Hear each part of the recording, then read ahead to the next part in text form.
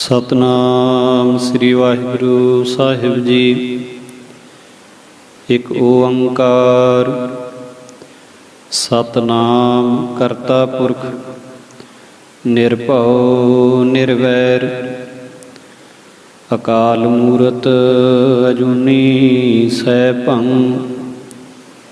गुर प्रसाद जप।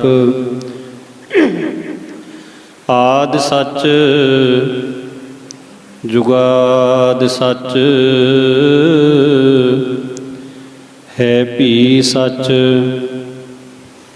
नानक होसी भी सच। ज्यों बुलावे है त्यों बोले हैं स्वामी कुदरत कवण हमारी। साध संग नानक जस गायो जो प्रभ की अत प्यारी। साध संग नानक जस गायो जो प्रभ की अत प्यारी। परम सत्कारयोग तख्त चवर छत्र दे मालक जुगो जुग अटल सरबरे कायनात समुची मनुखता दे सांझे रहबर सतगुरु धन श्री गुरु ग्रंथ साहिब महाराज सच्चे पातशाह जी की साजी अते नवाजी साध संगत जी। सतगुरां दे चरनां दा ध्यान धरो। दोवें हाथ जोड़ के गुरफतेह दी सांझ पाओ। गज के आखो जी वाहिगुरु जी का खालसा वाहिगुरु जी की फतेह। हजूर पातशाह ने आपां सारियां ते बड़ी किरपा कीती है। महाराज जी की रहमत का सदका आपां नूं सतसंगत दीयां घड़ियां जो प्राप्त होईयां ने। वड्डे भागां वाले जीव होया करदे ने जिहड़े सतगुरां दे चरनां दे विच सुरती करके अपनी हाज़री भरिया करदे। महाराज जी ने बेअंत तरस कीता है आपां सारियां ते जो ये शुभ घड़ियां आपां नूं प्राप्त होईयां ने। ब्रह्म ज्ञानी संत बाबा ज्वाला सिंह जी हरखोवाल वाले महापुरख जिन्हां दा पवित्र जीवन आपां पिछले काफ़ी दिनों तो विचारते आ रहे हैं। संत महाराज बाबा ज्वाला सिंह जी होती मरदान संप्रदाय दे बहुत महान महापुरख पूर्ण ब्रह्म ज्ञान की अवस्था दे विच विचरण वाले साधु जिन्हां तो अनेकां ही होर किन्ने संत महापुरख वरसाए गए जिन्हां ने महापुरखां दे दरसाए रस्ते दे उत्ते चल के पूर्ण पदवियां नूं प्राप्त कीता। सो उन्हां दे विचों अनेकां ही साधुआं दा आप जी जीवन नाल दी नाल सरवण भी करते आ रहे हो। उन्हां दे विचों एक महापुरख बाबा खड़क सिंह जी होए ने। बाबा खड़क सिंह जी का हरखोवाल साहब डेरे आउण दा बिरतांत भी बड़ा वखरा ही है। बाबा खड़क सिंह जी नामधारी संप्रदाय दे नाल संबंध रखते सी। नामधारीए महापुरखां दे नाल उन्हां दा बहुता स्नेह सी प्रेम सी जीवन बड़ा चंगा सी। नामधारी महापुरख संत सुंदर सिंह जी सियालकोट वाले संत महाराज बाबा ज्वाला सिंह जी दे नाल फौज दे विच रहे सी ते पलटन दे विच रहण वेले दा इन्हां दा काफ़ी बाबा जी दे नाल प्रेम सी स्नेह सी। तो एक बारी ये हरखोवाल डेरे दर्शन दीदारे करन वास्ते आए तो उस वेले बाबा खड़क सिंह जी इस नामधारी मंडली दे नाल सन। ते जिस वेले ये नामधारी मंडली महापुरख ਵਾਪਸ ਜਾਣ ਲਈ ਆਗਿਆ ਮੰਗਣ ਲੱਗੇ। ਕਾਫੀ ਦਿਨ ਰਹਿ ਕੇ ਆਨੰਦ ਮਾਣਿਆ ਸੀ ਇਹਨਾਂ ਨੇ। ਤਾਂ ਉਸ ਵੇਲੇ ਸੰਤ ਬਾਬਾ ਜਵਾਲਾ ਸਿੰਘ ਜੀ ਇਹਨਾਂ ਦੇ ਸਤਿਕਾਰ ਵਜੋਂ ਇਹਨਾਂ ਨੂੰ ਵਿਦਾ ਕਰਨ ਵਾਸਤੇ ਤੁਰ ਪਏ। ਇਹ ਵੀ ਬੜੀ ਸੁੰਦਰ ਮਰਜ਼ਾਦਾ ਹੋਇਆ ਕਰਦੀ ਹੈ। ਜੇ ਕੋਈ ਘਰ ਆਏ ਦਾ ਆਦਰ ਨਾ ਕਰੇ ਤਾਂ ਤੁਲਸੀਦਾਸ ਜੀ ਲਿਖਦੇ ਨੇ, ਆਪਤ ਕੋ ਆਦਰ ਨਹੀਂ ਜਾਤ ਨ ਪੁੱਛੇ ਬਾਤ, ਤੁਲਸੀ ਐਸੇ ਮਿੱਤਰ ਕੇ ਡਾਰੋ ਸਿਰ ਮੇ ਖਾਕ। ਤੁਲਸੀਦਾਸ ਜੀ ਕਹਿੰਦੇ ਨੇ ਘਰ ਆਇਆਂ ਦਾ ਸਤਿਕਾਰ, ਤੁਰਨ ਲੱਗਿਆਂ ਦਾ ਵੀ ਸਤਿਕਾਰ ਕਰੋ। ਤੋ ਇਸ ਤਰ੍ਹਾਂ ਇਹ ਬੜੇ ਪ੍ਰੇਮ ਦੀ ਭਾਵਨਾ ਰੱਬ ਦੇ ਪਿਆਰਿਆਂ ਦੇ ਜੀਵਨ ਵਿੱਚੋਂ ਹੀ ਪ੍ਰਾਪਤ ਹੁੰਦੀ ਹੈ। ਤੋ ਜਿਸ ਵੇਲੇ ਸੰਤ ਬਾਬਾ ਜਵਾਲਾ ਸਿੰਘ ਜੀ ਇਸ ਨਾਮਧਾਰੀ ਸੰਤ ਮੰਡਲੀ ਨੂੰ ਤੋਰਨ ਵਾਸਤੇ ਆਪ ਨਾਲ ਤੁਰੇ ਤੇ ਬਾਬਾ ਈਸ਼ਰ ਸਿੰਘ ਜੀ ਵੀ ਨਾਲ ਤੁਰ ਪਏ। ਇਹ ਨਾਮਧਾਰੀ ਜਥਾ ਮਹਾਂਪੁਰਸ਼ਾਂ ਦੇ ਨਾਲ ਤੁਰਿਆ ਜਾ ਰਿਹਾ ਸੀ। ਵੀ ਇੱਕ ਨੇੜੇ ਮਟੀ ਬਣੀ ਹੋਈ, ਜਿਸ ਤਰ੍ਹਾਂ ਪਿੰਡਾਂ ਦੇ ਵਿੱਚ ਆਮ ਕਈ ਇਲਾਕਿਆਂ ਵਿੱਚ ਇਹ ਚੀਜ਼ ਦੇਖਣ ਨੂੰ ਮਿਲਦੀ ਹੈ, 4 ਇੱਟਾਂ ਲਾ ਕੇ ਕੋਈ ਮਟੀ ਬਣਾ ਲੈਂਦਾ ਹੈ। ਇਸ ਤਰ੍ਹਾਂ ਮਟੀ ਬਣੀ ਹੋਈ ਸੀ ਤੇ ਜਿਸ ਦੀ ਮਟੀ ਸੀ ਉਹ ਤਾਂ ਕਿਸੇ ਝਗੜੇ ਦੇ ਵਿੱਚ ਹੀ ਮਰਿਆ ਸੀ, ਪਰ ਉਹਦੇ ਜਿਹੜੇ ਪੂਜਣ ਵਾਲੇ ਸੀ, ਉਹਦੇ ਮੰਨਣ ਵਾਲੇ ਸੀ, ਉਹਨੂੰ ਕਹਿੰਦੇ ਸੀ ਵੀ ਇਹ ਸ਼ਹੀਦ ਹੈ। ਤੇ ਕੁਦਰਤੀ ਉਸ ਵੇਲੇ ਬਾਬਾ ਈਸ਼ਰ ਸਿੰਘ ਜੀ ਨਾਲ ਸੀਗੇ ਤੇ ਬਾਬਾ ਈਸ਼ਰ ਸਿੰਘ ਜੀ ਉਹਨਾਂ ਨਾਮਧਾਰੀ ਸਿੰਘਾਂ ਨੂੰ ਕਹਿਣ ਲੱਗੇ, ਕਹਿੰਦੇ ਵੀ ਤੁਸੀਂ ਸੱਚੇ ਨਾਮਧਾਰੀ ਹੋ? ਕਹਿੰਦੇ ਹਾਂ ਮਹਾਰਾਜ, ਵੀ ਅਸੀਂ ਤਾਂ ਮਹਾਂਪੁਰਖਾਂ ਦੀ ਚਲਾਈ ਹੋਈ ਮਰਜ਼ਾਦਾ ਨੂੰ ਉਸੇ ਤਰ੍ਹਾਂ ਮੰਨਦੇ ਹਾਂ ਜਿਵੇਂ ਬਾਬਾ ਰਾਮ ਸਿੰਘ ਜੀ ਨੇ ਚਲਾਈ ਸੀ ਮਰਜ਼ਾਦਾ। ਤਾਂ ਬਾਬਾ ਈਸ਼ਰ ਸਿੰਘ ਜੀ ਕਹਿਣ ਲੱਗੇ, ਤੁਹਾਡੇ ਵੱਡੇ ਮਹਾਂਪੁਰਖ ਬਾਬਾ ਰਾਮ ਸਿੰਘ ਜੀ ਨੇ ਤਾਂ ਗੋਰਾਂ ਕਬਰਾਂ ਮਟੀਆਂ ਨੂੰ ਢਾਹ ਕੇ ਸਿੱਖੀ ਦਾ ਪ੍ਰਚਾਰ ਕੀਤਾ ਸੀ, ਤੇ ਤੁਸੀਂ ਆਪਣੇ ਗੁਰੂ ਦੇ ਨਕਸ਼ੇ ਕਦਮਾਂ ਤੇ ਚੱਲ ਕੇ ਕੀ ਇਹ ਤੁਸੀਂ ਮਟੀ ਢਾਹ ਸਕਦੇ? ਤੁਹਾਡੇ ਵਿੱਚ ਇਹ ਹਿੰਮਤ ਹੈ? ਤਾਂ ਇਹ ਸੁਣ ਕੇ ਉਹ ਨਾਮਧਾਰੀ ਜਥਾ ਸੀ ਜਿਹੜਾ, ਉਹ ਸਹਿਮ ਗਏ। ਨਾਮਧਾਰੀ ਜਥੇ ਦੇ ਸਿੰਘ ਮਟੀ ਢਾਉਣ ਵਾਸਤੇ ਅੱਗੇ ਨਾ ਵਧੇ, ਇੱਕ ਦੂਜੇ ਵੱਲ ਦੇਖਣ ਲੱਗ ਪਏ। ਪਰ ਹੁਣ ਬਾਬਾ ਈਸ਼ਰ ਸਿੰਘ ਜੀ ਦੇ ਮੁਖ ਤੋਂ ਬਚਨ ਨਿਕਲਿਆ ਹੋਇਆ ਸੀ ਤੇ ਸੰਤ ਮਹਾਰਾਜ ਬਾਬਾ ਜਵਾਲਾ ਸਿੰਘ ਜੀ ਕਹਿਣ ਲੱਗੇ ਵੀ ਸੰਤਾਂ ਦਾ ਜਿਹੜਾ ਬਚਨ ਹੈ ਉਹ ਬਿਰਥਾ ਨਹੀਂ ਜਾਣਾ ਚਾਹੀਦਾ। ਤੇ ਬਾਬਾ ਜਵਾਲਾ ਸਿੰਘ ਜੀ ਆਪ ਸਾਰਿਆਂ ਤੋਂ ਅੱਗੇ ਹੋ ਕੇ ਉਸ ਮਟੀ ਦੀਆਂ ਇੱਟਾਂ ਜਿਹੜੀਆਂ ਨੇ ਉਹ ਦੇੜਨ ਲੱਗ ਪਏ। ਤਾਂ ਸੰਤ ਬਾਬਾ ਜਵਾਲਾ ਸਿੰਘ ਜੀ ਨੂੰ ਲੱਗਿਆ ਹੋਇਆ ਦੇਖ ਕੇ ਬਾਕੀ ਦੇ ਵੀ ਸਾਰੇ ਲੱਗ ਪਏ ਨਾਲ। ਤਾਂ ਥੋੜ੍ਹੇ ਸਮੇਂ ਬਾਅਦ ਉਹ ਨਾਮਧਾਰੀ ਜਥਾ ਤੇ ਮਹਾਂਪੁਰਖ ਅੱਗੇ ਨਿਕਲ ਗਏ। ਬਾਬਾ ਈਸ਼ਰ ਸਿੰਘ ਜੀ ਤੇ ਬਾਬਾ ਜੀ ਦਾ ਸੇਵਾਦਾਰ ਵਾਪਸ ਡੇਰੇ ਨੂੰ ਆ ਗਏ। ਪਰ ਹੁਣ ਉਹਨਾਂ ਦੇ ਵਿੱਚ ਇਹ ਜਿਹੜੇ ਬਾਬਾ ਖੜਕ ਸਿੰਘ ਜੀ ਸੀਗੇ, ਇਹ ਤਾਂ ਇੰਨੇ ਪ੍ਰੇਮ ਦੇ ਨਾਲ ਮਹਾਂਪੁਰਖਾਂ ਦਾ ਬਚਨ ਕਮਾਉਣ ਲੱਗੇ ਵੀ ਪੂਰੇ ਆਨੰਦ ਦੇ ਵਿੱਚ ਆਪਣੀ ਸੇਵਾ ਕਰੀ ਗਏ ਤੇ ਇੱਟਾਂ ਪੱਟੀ ਗਏ। ਤਾਂ ਹੁਣ ਉਹ ਜਿਨ੍ਹਾਂ ਦੀ ਮਟੀ ਸੀ, ਉਹ ਉਹਨਾਂ ਨੂੰ ਜਿਸ ਵੇਲੇ ਪਤਾ ਲੱਗਿਆ ਤਾਂ ਉਹਨਾਂ ਨੂੰ ਸੱਦਣ ਵਾਲਾ ਗਿਆ ਜਾ ਕੇ, ਤੇ ਉਹਨਾਂ ਨੇ ਆ ਕੇ ਆਉਂਦਿਆਂ ਹੀ ਬਾਬਾ ਖੜਕ ਸਿੰਘ ਜੀ ਦੇ ਗਲ ਵਿੱਚ ਪਰਨਾ ਪਾ ਲਿਆ। ਖੱਦਰ ਦਾ ਸਾਫਾ ਜਿਸ ਵੇਲੇ ਬਾਬਾ ਜੀ ਦੇ ਗਲ 'ਚ ਪਾ ਕੇ ਤਾਂ ਉਹ ਸਾਫੇ ਨੂੰ ਮਰੋੜਾ ਦੇਣ ਲੱਗੇ ਤੇ ਮਹਾਂਪੁਰਖਾਂ ਦੇ ਇੱਟਾਂ ਵੀ ਮਾਰੀਆਂ, ਬਹੁਤ ਜ਼ਖਮੀ ਹੋ ਗਏ ਬਾਬਾ ਖੜਕ ਸਿੰਘ ਜੀ। ਥੋੜ੍ਹੀ ਦੇਰ ਬਾਅਦ ਸੰਤ ਮਹਾਰਾਜ ਵੀ ਜਥੇ ਨੂੰ ਤੋਰਨ ਗਏ ਹੋਏ ਉਹ ਵੀ ਵਾਪਸ ਆ ਗਏ।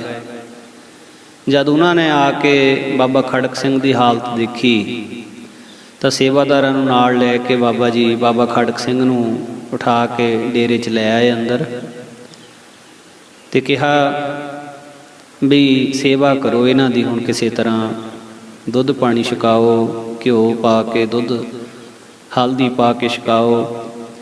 ਤੇ ਆਪ ਮਹਾਂਪੁਰਖ ਆਪਣੀ ਕੁਟੀਆ ਦੇ ਵਿੱਚ ਕੁੰਡਾ ਲਾ ਕੇ ਪਦਮ ਆਸਣ ਸਮਾਧੀ ਲਾ ਕੇ ਬੈਠ ਗਏ। 3 ਦਿਨ ਮਹਾਂਪੁਰਖ ਬਾਹਰ ਨਹੀਂ ਨਿਕਲੇ। ਹੁਣ ਜਿਹੜੀਆਂ ਸੰਗਤਾਂ ਸੀ ਉਹਨਾਂ ਦੇ ਵਿੱਚ ਕਈ ਤਰ੍ਹਾਂ ਦੀਆਂ ਵਿਚਾਰਾਂ ਹੋਣ ਲੱਗ ਪਈਆਂ ਵੀ ਸੰਤਾਂ ਨੂੰ ਇਸ ਗੱਲ ਦਾ ਦੁੱਖ ਬਹੁਤ ਲੱਗਾ ਵੀ ਹੁਣ ਸੰਤਾਂ ਨੇ ਪਤਾ ਨਹੀਂ ਕੋਈ ਸ਼ਰਾਪ ਦੇ ਦੇਣਾ ਜਾਂ ਕੋਈ ਇਹੋ ਜਿਹਾ ਬਚਨ ਕਰ ਦੇਣਾ ਜਿਹਦੇ ਕਰਕੇ ਜਿਨ੍ਹਾਂ ਨੇ ਬਾਬਾ ਖੜਕ ਸਿੰਘ ਨੂੰ ਮਾਰਿਆ ਕੁੱਟਿਆ ਹੈ ਉਹਨਾਂ ਦੀਆਂ ਤਾਂ ਜੜ੍ਹਾਂ ਹੀ ਪੱਟੀਆਂ ਜਾਣੀਆਂ। ਮਹਾਂਪੁਰਖਾਂ ਦੇ ਨਾਲ ਮੱਥਾ ਲਾ ਲਿਆ ਇਹਨਾਂ ਨੇ, ਇਹੋ ਜਿਹੇ ਬਚਨ ਕਰਦੇ। ਵਿਚਾਰਾਂ ਹੁੰਦੀਆਂ ਸੰਗਤਾਂ 'ਚ। 3 ਦਿਨ ਸੰਤ ਮਹਾਰਾਜ ਬਾਹਰ ਨਾ ਨਿਕਲੇ। ਤੀਸਰੇ ਦਿਨ ਜਿਸ ਵੇਲੇ ਮਹਾਂਪੁਰਖ ਬਾਹਰ ਆਏ ਤਾਂ ਸੰਤ ਬਾਬਾ ਜਵਾਲਾ ਸਿੰਘ ਜੀ ਬਾਹਰ ਆ ਕੇ ਪਲੰਗੇ 'ਤੇ ਜਦੋਂ ਬਿਰਾਜਮਾਨ ਹੋਏ ਤਾਂ ਸਾਰੀ ਸੰਗਤ ਦਰਸ਼ਨ ਕਰਨ ਆਈ। ਹੁਣ ਡਰੇ ਹੋਏ ਸੀ ਸਾਰੇ, ਪਰ ਮਹਾਂਪੁਰਖਾਂ ਨੇ ਆਪਣੇ ਮੂੰਹੋਂ ਸਹਿਜ ਸੁਭਾਅ ਬਚਨ ਕੀਤਾ, ਕਬੀਰ ਸੰਤ ਨਾ ਛਾਡੈ ਸੰਤਈ, ਜੋ ਕੋਟਕ ਮਿਲ ਹੈ ਅਸੰਤ, ਮਲਿਆਗਰ ਭਯੰਗਮ ਬੇੜਿਓ, ਤਾਂ ਸੀਤਲਤਾ ਨਾਤ ਜੰਤ। ਭਾਵ ਕਿ ਜਿਹੜਾ ਅਸਲ ਸੰਤ ਹੁੰਦਾ ਉਹ ਆਪਣਾ ਸੁਭਾਅ ਨਹੀਂ ਛੱਡਦਾ ਕਦੇ ਵੀ। ਤੇ ਜਿਸ ਤਰ੍ਹਾਂ ਮਲਿਆਗਰ ਭਯੰਗਮ ਬੇੜਿਓ, ਮਲਿਆਗਰ ਕਹਿੰਦੇ ਨੇ ਚੰਦਨ ਦੇ ਬੂਟੇ ਨੂੰ। ਚੰਦਨ ਦੇ ਰੁੱਖ ਦੁਆਲੇ ਕਿੰਨੇ ਵੀ ਸੱਪ ਲਪੇਟੇ ਮਾਰ ਕੇ ਬੈਠੇ ਹੋਣ, ਚੰਦਨ ਦਾ ਰੁੱਖ ਆ ਜਿਹੜਾ ਉਹ ਆਪਣੀ ਸੀਤਲਤਾ ਦਾ ਸੁਭਾਅ ਨਹੀਂ ਛੱਡਦਾ, ਉਹ ਠੰਡਕ ਦੇਣੀ ਛੱਡਦਾ ਨਹੀਂ, ਉਹਦਾ ਸੁਭਾਅ ਹੈ। ਤੇ ਇੱਦਾਂ ਜੇ ਇੱਕ ਦਰਖਤ ਆਪਣਾ ਸੁਭਾਅ ਨਹੀਂ ਛੱਡਦਾ ਤੇ ਸੰਤ ਮਹਾਂਪੁਰਖ ਵੀ ਆਪਣਾ ਸੁਭਾਅ ਕਿਵੇਂ ਛੱਡ ਸਕਦੇ ਆ। ਤਾਂ ਹੁਣ ਮਹਾਂਪੁਰਖ ਬਾਬਾ ਜਵਾਲਾ ਸਿੰਘ ਜੀ ਕਹਿਣ ਲੱਗੇ ਵੀ ਉਸ ਸਿੰਘ ਨੂੰ ਸੱਦ ਕੇ ਲਿਆਓ ਜਿਹਦੇ ਮਾਰ ਪਈ ਸੀ। ਤਾਂ ਬਾਬਾ ਖੜਕ ਸਿੰਘ ਜੀ ਨੂੰ ਭਾਈ ਜੋਧ ਸਿੰਘ ਜੀ ਲੈਣ ਵਾਸਤੇ ਚਲੇ ਗਏ। ਤੇ ਰਸਤੇ ਦੇ ਵਿੱਚ ਆਉਂਦਿਆਂ ਬਾਬਾ ਖੜਕ ਸਿੰਘ ਜੀ ਨੂੰ ਬਾਬਾ ਜੋਧ ਸਿੰਘ ਕਹਿਣ ਲੱਗੇ, ਕਹਿੰਦੇ ਵੀ ਤੇਰੇ ਮਨ ਦੇ ਵਿੱਚ ਜੇ ਉਹਨਾਂ ਦੇ ਪ੍ਰਤੀ ਗੁੱਸਾ ਹੈ ਵੀ ਤਾਂ ਤੂੰ ਸੰਤਾਂ ਨੂੰ ਕੁਛ ਨਾ ਕਹੀਂ, ਫੇਰ ਵੀ ਤੂੰ ਆਪਣੇ ਮਨ ਦੇ ਵਿੱਚ ਖਿਮਾ ਕਰੀ, ਮਾਰਨ ਵਾਲਿਆਂ ਦਾ ਵੀ ਭਲਾ ਹੀ ਸੋਚੀ। ਸਭ ਦਾ ਭਲਾ ਸੋਚਣ ਵਾਲੇ ਦਾ ਆਪਣਾ ਭਲਾ ਹੋ ਜਾਂਦਾ, ਕਿਉਂਕਿ ਬਾਣੀ ਕਹਿੰਦੀ ਫਰੀਦਾ ਜੋ ਤੈਂ ਮਾਰਨ ਮੁਕੀਆਂ, ਤਿਨਾ ਨਾ ਮਾਰੇ ਘੁੰਮ, ਆਪ ਨੜੈ ਘਰ ਜਾਈਐ ਪੈਰ ਤਿਨਾ ਦੇ ਚੁੰਮ। ਫਰੀਦਾ ਬੁਰੇ ਦਾ ਭਲਾ ਕਰ, ਗੁੱਸਾ ਮਨ ਨਾ ਹਟਾਏ, ਦੇਹੀ ਰੋਗ ਨਾ ਲੱਗਈ, ਪੱਲੇ ਸਭ ਕਿਛ ਪਾਏ। ਕਿੱਡੀ ਵੱਡੀ ਗੱਲ ਹੈ ਇਹ। ਆਪਾਂ ਕਦੇ ਕਰ ਸਕਦੇ ਜੀ ਜਿਹਨੇ ਸਾਡੇ ਨਾਲ ਬੁਰਾ ਕੀਤਾ ਉਹਦਾ ਭਲਾ? ਆਪਾਂ ਤਾਂ ਕਹਾਂਗੇ ਜਿਹਨੇ ਸਾਡਾ ਮਾੜਾ ਕਰਿਆ ਉਹਦਾ ਰਹੇ ਹੀ ਕੱਖ ਨਾ। ਪਰ ਇਹ ਰੱਬ ਦੇ ਪਿਆਰਿਆਂ ਦੀ ਜਿਹੜੀ ਇਹ ਬਿਰਤੀ ਨਹੀਂ ਹੁੰਦੀ। ਰੱਬ ਦੇ ਪਿਆਰੇ ਕਹਿੰਦੇ ਉਹਦਾ ਵੀ ਭਲਾ ਹੀ ਹੋ ਜਾਵੇ। ਸੋ ਬਾਬਾ ਖੜਕ ਸਿੰਘ ਜੀ ਜਿਸ ਵੇਲੇ ਸੰਤਾਂ ਦੇ ਸਾਹਮਣੇ ਆਏ ਤਾਂ ਸੰਤਾਂ ਨੇ ਬਾਬਾ ਖੜਕ ਸਿੰਘ ਨੂੰ ਕਿਹਾ, ਭਾਈ ਸਿੱਖਾ, ਮੇਰੇ ਸਤਿਗੁਰਾਂ ਨੇ ਮੈਨੂੰ ਇਹ ਹੁਕਮ ਕੀਤਾ ਵੀ ਜਿਹਨੇ ਤੈਨੂੰ ਮਾਰਿਆ ਉਹਨਾਂ ਬਾਰੇ ਤੂੰ ਸਜ਼ਾ ਤੈਅ ਕਰ, ਜੋ ਤੂੰ ਕਹੇਗਾ ਉਹੀ ਸਜ਼ਾ ਉਹਨਾਂ ਨੂੰ ਦੇ ਦਿਆਂਗੇ। ਤੇ ਹੁਣ ਬਾਬਾ ਖੜਕ ਸਿੰਘ ਚੁੱਪ ਕਰੇ ਰਹੇ। ਸੰਤਾਂ ਨੇ ਫੇਰ ਕਿਹਾ ਵੀ ਤੇਰੇ ਮਾਰਨ ਵਾਲਿਆਂ ਨੂੰ ਜੋ ਤੂੰ ਕਹੇਗਾ ਉਹੀ ਸਜ਼ਾ ਦੇਵਾਂਗੇ, ਜਿਵੇਂ ਤੂੰ ਕਹੇਗਾ ਉਵੇਂ ਕਰਾਂਗੇ। ਤਾਂ ਫੇਰ ਬਾਬਾ ਖੜਕ ਸਿੰਘ ਜੀ ਚੁੱਪ ਕਰੇ ਰਹੇ। ਤੀਜੀ ਵਾਰੀ ਸੰਤਾਂ ਨੇ ਫੇਰ ਕਿਹਾ ਵੀ ਦੱਸ ਤੂੰ ਇਹਨਾਂ ਨੂੰ ਕਿਹੜੀ ਸਜ਼ਾ ਦੇਣੀ ਚਾਹੁੰਦਾ? ਤਾਂ ਬਾਬਾ ਖੜਕ ਸਿੰਘ ਜੀ ਹੱਥ ਜੋੜ ਕੇ ਕਹਿੰਦੇ, ਹੇ ਗਰੀਬ ਨਵਾਜ, ਮੈਨੂੰ ਤਾਂ ਕੁਛ ਪਤਾ ਨਹੀਂ, ਮੈਂ ਤਾਂ ਅਣਜਾਣ ਹਾਂ, ਮੈਂ ਕੀ ਕਹਾਂ। ਤੁਸੀਂ ਸਰਬੱਗ ਹੋ, ਤਿੰਨਾਂ ਕਾਲਾਂ ਨੂੰ ਜਾਣਨ ਵਾਲੇ ਹੋ, ਜਿੱਦਾਂ ਤੁਹਾਨੂੰ ਚੰਗਾ ਲੱਗਦਾ ਤੁਸੀਂ ਉਸ ਤਰ੍ਹਾਂ ਕਰੋ। ਸੰਤਾਂ ਨੇ ਫੇਰ ਪੁੱਛਿਆ, ਫੇਰ ਵੀ ਉਹਨਾਂ ਨੇ ਇਹੀ ਕਿਹਾ ਵੀ ਮਹਾਰਾਜ ਜਿੱਦਾਂ ਤੁਹਾਡੀ ਮੌਜ ਤੁਸੀਂ ਉਸ ਤਰ੍ਹਾਂ ਕਰੋ। ਤਾਂ ਮਹਾਂਪੁਰਖ ਪ੍ਰਸੰਨ ਹੋ ਕੇ ਕਹਿੰਦੇ, ਚੰਗਾ ਭਾਈ ਸਿੱਖਾ, ਹੁਣ ਅਸੀਂ ਆਪਣੇ ਵੱਲੋਂ ਅਸੀਂ ਕੋਈ ਵਚਨ ਨਹੀਂ ਕਰਨਾ, ਨਾ ਉਹਨਾਂ ਨੂੰ ਸਜ਼ਾ ਦੇਣੀ, ਨਾ ਕੋਈ ਸ਼ਰਾਪ ਦੇਣਾ। ਹੁਣ ਅਸੀਂ ਵੀ ਆਪਣੇ ਗੁਰੂ ਮਹਾਰਾਜ ਉੱਤੇ ਛੱਡ ਦੇਣਾ ਵੀ ਜੋ ਵਾਹਿਗੁਰੂ ਦਾ ਹੁਕਮ ਹੋਵੇ ਉਸੇ ਤਰ੍ਹਾਂ ਨਿਬੜੇ। ਸੋ ਉसी ਦਿਨ ਤੋਂ ਬਾਬਾ ਖੜਕ ਸਿੰਘ ਜੀ ਜਿਹੜੇ ਸੀਗੇ ਉਹ ਡੇਰੇ ਰਹਿ ਕੇ ਤਨੋਂ ਮਨੋਂ ਜਨਮ ਸਫਲਾ ਕਰਨ ਲੱਗ ਪਏ, ਸੇਵਾ ਕਰਕੇ ਅਭਿਆਸ ਕਰਦੇ।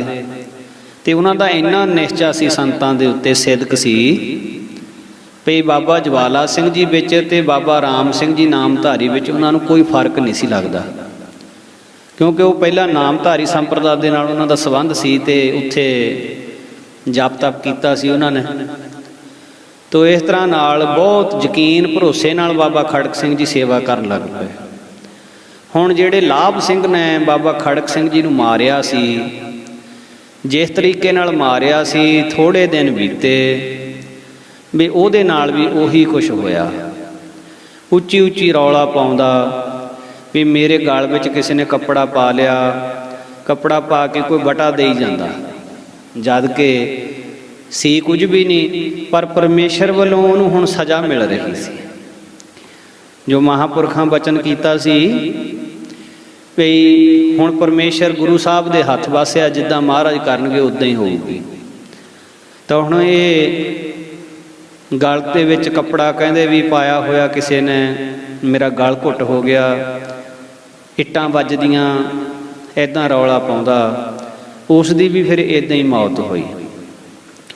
ਤੋ ਇਸ ਤਰ੍ਹਾਂ ਨਾਲ ਜੋ ਗੁਰੂ ਕੀ ਬਾਣੀ ਹੈ, ਸੰਤਾਂ ਨਾਲ ਵੈਰ ਕਮਾਉਂਦੇ, ਦੁਸ਼ਟਾਂ ਨਾਲ ਮੋਹ ਪਿਆਰ, ਅੱਗੇ ਪਿੱਛੇ ਸੁੱਖ ਨਹੀਂ, ਮਰ ਜੰਮਣ ਵਾਰੋ ਵਾਰ। ਮਾਰੇ ਕਹਿੰਦੇ ਰੱਬ ਦੇ ਪਿਆਰਿਆਂ ਨਾਲ ਵੈਰ ਕਮਾਉਂਦੇ, ਰੱਬ ਦੇ ਪਿਆਰਿਆਂ ਦੇ ਨਾਲ ਦੁਸ਼ਮਣੀ ਕਰਦੇ, ਤੇ ਫਿਰ ਉਹਨਾਂ ਨੂੰ ਸੁੱਖ ਕਿਸ ਤਰ੍ਹਾਂ ਮਿਲ ਸਕਦਾ ਹੈ, ਉਹ ਸੁਖੀ ਕਿਸ ਤਰ੍ਹਾਂ ਹੋ ਸਕਦੇ ਨੇ। ਜੇ ਤਾਂ ਮਹਾਂਪੁਰਖਾਂ ਦੀ ਸ਼ਰਣੀ ਪੈ ਕੇ, ਬਾਬਾ ਖੜਕ ਸਿੰਘ ਵਰਗਿਆਂ ਦੀ ਸ਼ਰਣੀ ਪੈ ਕੇ ਮਾਫੀ ਮੰਗ ਲੈਂਦਾ ਤਾਂ ਫਿਰ ਤਾਂ ਸ਼ਾਇਦ ਉਹ ਬਖਸ਼ਿਆ ਜਾਂਦਾ, ਪਰ ਹੁਣ ਉਹ ਆਪਣੀ ਆਕੜ ਦੇ ਵਿੱਚ, ਆਪਣੇ ਰੋਹਬ ਦੇ ਵਿੱਚ ਰਿਹਾ, ਤੇ ਇਸ ਤਰ੍ਹਾਂ ਦੇ ਨਾਲ ਫਿਰ ਉਹਦਾ ਭਲਾ ਕਿਸ ਤਰ੍ਹਾਂ ਹੋ ਸਕਦਾ ਸੀ। ਸੋ ਗੁਰੂ ਸਾਹਿਬਾਂ ਦੇ ਜੀਵਨ ਦੀਆਂ ਵੀ ਅਨੇਕਾਂ ਸਾਖੀਆਂ ਆਉਂਦੀਆਂ ਵੀ ਜਿਸ ਤਰ੍ਹਾਂ ਖਡੂਰ ਸਾਹਿਬ ਦੀ ਧਰਤੀ ਤੇ ਸ੍ਰੀ ਗੁਰੂ ਅੰਗਦ ਦੇਵ ਜੀ ਮਹਾਰਾਜ ਨਾਲ ਈਰਖਾ ਕਰਨ ਵਾਲਾ ਜਿਹੜਾ ਜੋਗੀ ਸੀ ਤਪਾ, ਉਹਨੇ ਮਹਾਰਾਜ ਦੇ ਨਾਲ ਬਹੁਤ ਵਿਰੋਧਤਾ ਕੀਤੀ। ਇੱਕ ਸਾਲ ਇਹੋ ਜਿਹਾ ਆਇਆ ਵੀ ਮੀਂਹ ਨਾ ਪਏ, ਜਿਹੜੇ ਜੱਟ ਜ਼ਿਮੀਂਦਾਰ ਸੀਗੇ ਉਹਨਾਂ ਦੀਆਂ ਜਿਹੜੀਆਂ ਫਸਲਾਂ ਮੀਂਹ ਤੋਂ ਬਿਨਾਂ ਸੜ ਰਹੀਆਂ ਸੀ, ਤੇ ਉਹਨਾਂ ਨੇ ਬਹੁਤ ਜ਼ਿਆਦਾ ਫਿਕਰਮੰਦ ਹੋਣਾ ਕੀਤਾ ਜ਼ਿਮੀਂਦਾਰਾਂ ਨੇ। ਉਹਨਾਂ ਨੂੰ ਦੇਖ ਕੇ ਤਪਾ ਕਹਿੰਦਾ ਵੀ ਤੁਸੀਂ ਫਿਕਰਮੰਦ ਕਿਉਂ? ਕਹਿੰਦੇ ਸੰਤ ਜੀ, ਜੋਗੀ ਜੀ, ਤਪਾ ਜੀ, ਸਾਡੀਆਂ ਜਿਹੜੀਆਂ ਫਸਲਾਂ ਨੇ ਉਹ ਸੜਦੀਆਂ ਜਾ ਰਹੀਆਂ ਨੇ ਤੇ ਬਾਰਿਸ਼ ਨਹੀਂ ਪਈ। ਉਹ ਤਪਾ ਕਹਿਣ ਲੱਗਾ ਬਾਰਿਸ਼ ਕੀ ਪੈਣੀ, ਤੁਸੀਂ ਇੱਕ ਗ੍ਰਸਤੀ ਨੂੰ ਤਾਂ ਮੱਥਾ ਟੇਕਦੇ। ਬਾਰਿਸ਼ ਕਹਿੰਦਾ ਜੇ ਪਵਾਉਣੀ ਤਾਂ ਮੈਂ ਪਵਾ ਸਕਦਾ। ਕਹਿੰਦੇ ਫਿਰ ਪਵਾ ਦਿਓ। ਕਹਿੰਦੇ ਵੀ ਬਾਰਿਸ਼ ਤਾਂ ਪਊਗੀ ਜੇ ਤੁਸੀਂ ਉਸ ਗ੍ਰਸਤੀ ਗੁਰੂ ਨੂੰ ਇਸ ਪਿੰਡ ਵਿੱਚੋਂ ਬਾਹਰ ਕੱਢ ਦਿਓਗੇ। ਉਹ ਜਿਹੜੇ ਜੱਟ ਜ਼ਿਮੀਂਦਾਰ ਇਕੱਠੇ ਹੋਏ ਉਹ ਕਹਿੰਦੇ ਅਸੀਂ ਇਦਾਂ ਕਿੱਦਾਂ ਕੱਢ ਸਕਦੇ ਬਾਹਰ ਮਹਾਰਾਜ ਨੂੰ। ਕਹਿੰਦੇ ਤੁਸੀਂ ਜਾ ਕੇ ਕਹੋ ਵੀ ਜਾਂ ਤਾਂ ਮੀਂਹ ਪਵਾ ਦਿਓ ਤਾਂ ਜਾਂ ਫਿਰ ਸਾਡਾ ਪਿੰਡ ਛੱਡ ਕੇ ਚਲੇ ਜਾਓ। ਉਹ ਇਕੱਠੇ ਹੋ ਕੇ ਸਾਰੇ ਜਣੇ ਮਹਾਰਾਜ ਦੇ ਕੋਲ ਆ ਗਏ। ਗੁਰੂ ਅੰਗਦ ਦੇਵ ਜੀ ਨੂੰ ਜ਼ਿਮੀਂਦਾਰ ਕਹਿਣ ਲੱਗੇ, ਕਹਿੰਦੇ ਮਹਾਰਾਜ ਸਾਡੀਆਂ ਫਸਲਾਂ ਸੜ ਗਈਆਂ ਤੇ ਮੀਂਹ ਨਹੀਂ ਪਿਆ। ਮਹਾਰਾਜ ਕਹਿੰਦੇ ਭਾਣੇ ਵਿੱਚ ਰਹਿਣਾ ਚਾਹੀਦਾ, ਭਾਣਾ ਮੰਨਣਾ ਚਾਹੀਦਾ। ਭਾਣਾ ਮੰਨਣ ਦਾ ਉਪਦੇਸ਼ ਦੇਣ ਲੱਗੇ, ਪਰ ਹੁਣ ਉਹਨਾਂ ਨੂੰ ਇਹ ਗੱਲ ਚੰਗੀ ਨਾ ਲੱਗੇ। ਉਹ ਕਹਿਣ ਮਹਾਰਾਜ ਤੁਸੀਂ ਮੀਂਹ ਪਵਾ ਸਕਦੇ, ਤੁਸੀਂ ਮੀਂਹ ਪਵਾਓ। ਮਹਾਰਾਜ ਕਹਿੰਦੇ ਅਸੀਂ ਪਰਮੇਸ਼ਰ ਦੀ ਰਜ਼ਾ ਦੇ ਵਿੱਚ ਦਖਲ ਨਹੀਂ ਦੇਣਾ। ਕਹਿੰਦੇ ਮਹਾਰਾਜ ਫਿਰ ਤੁਸੀਂ ਕਿਰਪਾ ਕਰੋ, ਮੀਂਹ ਤਾਂ ਤਪਾ ਜੀ ਪਵਾ ਸਕਦੇ ਆ, ਪਰ ਉਹਨਾਂ ਦੀ ਸ਼ਰਤ ਇਹ ਆ ਵੀ ਤੁਸੀਂ ਪਿੰਡ ਛੱਡ ਕੇ ਚਲੇ ਜਾਓ। ਮਹਾਰਾਜ ਕਹਿੰਦੇ ਜੇ ਸਾਡੇ ਗਿਆ ਤੇ ਤੁਹਾਡਾ ਭਲਾ ਹੁੰਦਾ ਤਾਂ ਫਿਰ ਅਸੀਂ ਪਿੰਡ ਛੱਡ ਕੇ ਚਲੇ ਜਾਂਦੇ ਹਾਂ। ਮਹਾਰਾਜ ਗੁਰੂ ਅੰਗਦ ਦੇਵ ਜੀ ਖਡੂਰ ਸਾਹਿਬ ਨੂੰ ਛੱਡ ਕੇ ਤੁਰ ਪਏ। ਨਾਲ ਦੇ ਨਗਰ ਵਾਲਿਆਂ ਨੂੰ ਪਤਾ ਲੱਗਿਆ ਤਾਂ ਉਹਨਾਂ ਨੇ ਮਹਾਰਾਜ ਨੂੰ ਰੋਕ ਲਿਆ। ਆਪਣੇ ਨਗਰ ਦੇ ਵਿੱਚ ਮਹਾਰਾਜ ਨੂੰ ਅੱਗੇ ਜਾਣ ਹੀ ਨਾ ਦਿੱਤਾ। ਜਿੱਥੇ ਗੁਰੂ ਮਹਾਰਾਜ ਗਏ ਉੱਥੇ ਰੌਣਕਾਂ ਲੱਗ ਗਈਆਂ ਜੀ। ਹੁਣ ਜਿਸ ਵੇਲੇ ਇਹ ਸਾਰੇ ਜ਼ਿਮੀਂਦਾਰ ਇਕੱਠੇ ਹੋ ਕੇ ਉਸ ਤਪੇ ਦੇ ਕੋਲ ਆਏ, ਉਹਨੂੰ ਕਹਿੰਦੇ ਵੀ ਅਸੀਂ ਗੁਰੂ ਮਹਾਰਾਜ ਨੂੰ ਕੱਢ ਦਿੱਤਾ, ਹੁਣ ਤੁਸੀਂ ਮੀਂਹ ਪਵਾਓ। ਉਹ ਕਹਿੰਦਾ ਇਹ ਤਾਂ ਬਹੁਤ ਛੋਟੀ ਜਿਹੀ ਗੱਲ ਆ, ਮੈਂ ਆਪਣੇ ਮੰਤਰਾਂ ਦੀ ਸ਼ਕਤੀ ਨਾਲ ਮੀਂਹ ਪਵਾ ਦੇਣਾ। ਤੇ ਜਿਸ ਵੇਲੇ ਹੁਣ ਉਹ ਆਪਣੇ ਮੰਤਰ ਪੜ੍ਹਨ ਲੱਗਾ, ਬੜੇ ਯਤਨ ਕੀਤੇ ਪਰ ਮੀਂਹ ਨਾ ਪਿਆ। ਤੇ ਉਸ ਵੇਲੇ ਗੁਰੂ ਅਮਰਦਾਸ ਮਹਾਰਾਜ ਆਪਣੇ ਨਗਰ ਨੂੰ ਗਏ ਹੋਏ ਸੀ ਤੇ ਜਦ ਵਾਪਸ ਆਏ ਦੇਖਿਆ ਦਰਬਾਰ ਖਾਲੀ ਹੈ, ਬਾਕੀ ਕਿਤੇ ਕਿਸੇ ਪਾਸੇ ਵੀ ਮਹਾਰਾਜ ਦੇ ਦਰਸ਼ਨ ਨਾ ਜਦ ਹੋਏ, ਮਨ ਉਦਾਸ ਹੋ ਗਿਆ। ਪੁੱਛਿਆ ਵੀ ਗੁਰੂ ਮਹਾਰਾਜ ਕਿੱਥੇ ਗਏ? ਮਹਾਰਾਜ ਤੇ ਬਿਨਾਂ ਤਾਂ ਸਾਰਾ ਕੁਝ ਸੁਣਨਾ ਹੀ ਆ। ਇੱਕ ਰਾਮ ਸਨੇਹੀ ਬਾਹਰ ਆ ਉਜਰ ਮੇਰੇ ਭਾਏ, ਮਹਾਰਾਜ ਤੋਂ ਬਿਨਾਂ ਤਾਂ ਮੇਰੇ ਲਈ ਉਜਾੜਿਆ। ਤੇ ਉਸ ਵੇਲੇ ਸੇਵਾਦਾਰਾਂ ਨੇ ਦੱਸਿਆ, ਕਹਿੰਦੇ ਇਹਨਾਂ ਜ਼ਿਮੀਂਦਾਰਾਂ ਨੇ ਮਹਾਰਾਜ ਨੂੰ ਪਿੰਡੋਂ ਕੱਢ ਦਿੱਤਾ। ਜਦੋਂ ਸਾਰੀ ਗੱਲ ਦਾ ਪਤਾ ਲੱਗਿਆ ਤਾਂ ਬਾਬਾ ਅਮਰਦਾਸ ਜੀ ਮਹਾਰਾਜ ਉਹਨਾਂ ਜ਼ਿਮੀਂਦਾਰਾਂ ਕੋਲ ਚਲੇ ਗਏ। ਉਹ ਇਕੱਠੇ ਹੋ ਗਏ ਸਾਰੇ ਤੇ ਮਹਾਰਾਜ ਕਹਿਣ ਲੱਗੇ, ਕਹਿੰਦੇ ਬਈ ਮੀਂਹ ਪੈ ਗਿਆ? ਕਹਿੰਦੇ ਨਾ ਮਹਾਰਾਜ ਪਿਆ ਨਹੀਂ। ਕਹਿੰਦੇ ਫੇਰ? ਕਹਿੰਦੇ ਮਹਾਰਾਜ ਤਪਾ ਕਹਿੰਦਾ ਸੀ ਵੀ ਤੁਸੀਂ ਮਹਾਰਾਜ ਨੂੰ ਕੱਢ ਦਿਓ ਤੇ ਮੈਂ ਮੀਂਹ ਪਵਾ ਦਾਂਗਾ। ਮਹਾਰਾਜ ਕਹਿੰਦੇ ਫੇਰ ਤਪੇ ਨੂੰ ਕਹਿਣਾ ਸੀ ਵੀ ਹੁਣ ਮੀਂਹ ਪਵਾ ਦਿਓ। ਕਹਿੰਦੇ ਜੀ ਉਹ ਤਾਂ ਹੁਣ ਆਪਣੇ ਜੰਤਰ ਮੰਤਰ ਤਾਂ ਕਰਦਾ ਪਰ ਮੀਂਹ ਪਿਆ ਨਹੀਂ। ਮਹਾਰਾਜ ਕਹਿਣ ਲੱਗੇ, ਕਹਿੰਦੇ ਫਿਰ ਅਸੀਂ ਪਵਾ ਦਈਏ ਮੀਂਹ? ਕਹਿੰਦੇ ਮਹਾਰਾਜ ਤੁਸੀਂ ਕਿਰਪਾ ਕਰ ਦਿਓ। ਮਹਾਰਾਜ ਨੂੰ ਤਾਂ ਬਹੁਤ ਉਸ ਵੇਲੇ ਨਾਰਾਜ਼ਗੀ ਸੀ ਨਾ ਵੀ ਇਹਨਾਂ ਨੇ ਮੇਰੇ ਗੁਰੂ ਦੀ ਬੇਅਦਬੀ ਕੀਤੀ ਆ ਤੇ ਤਪੇ ਨੇ ਕਰਵਾਈ ਆ। ਉਸ ਵੇਲੇ ਮਹਾਰਾਜ ਕਹਿੰਦੇ ਚੰਗਾ ਫਿਰ ਇਦਾਂ ਕਰੋ, ਇਸ ਤਪੇ ਨੂੰ ਘੜੀਸ ਕੇ ਆਪਣੇ ਖੇਤਾਂ ਵਿੱਚ ਲੈ ਜਾਓ। ਜਿਹੜੇ ਖੇਤ ਵਿੱਚ ਘੜੀਸ ਕੇ ਲੈ ਜਾਓਗੇ ਉਸ ਖੇਤ ਵਿੱਚ ਮੀਂਹ ਪੈਣ ਲੱਗ ਪਊਗਾ।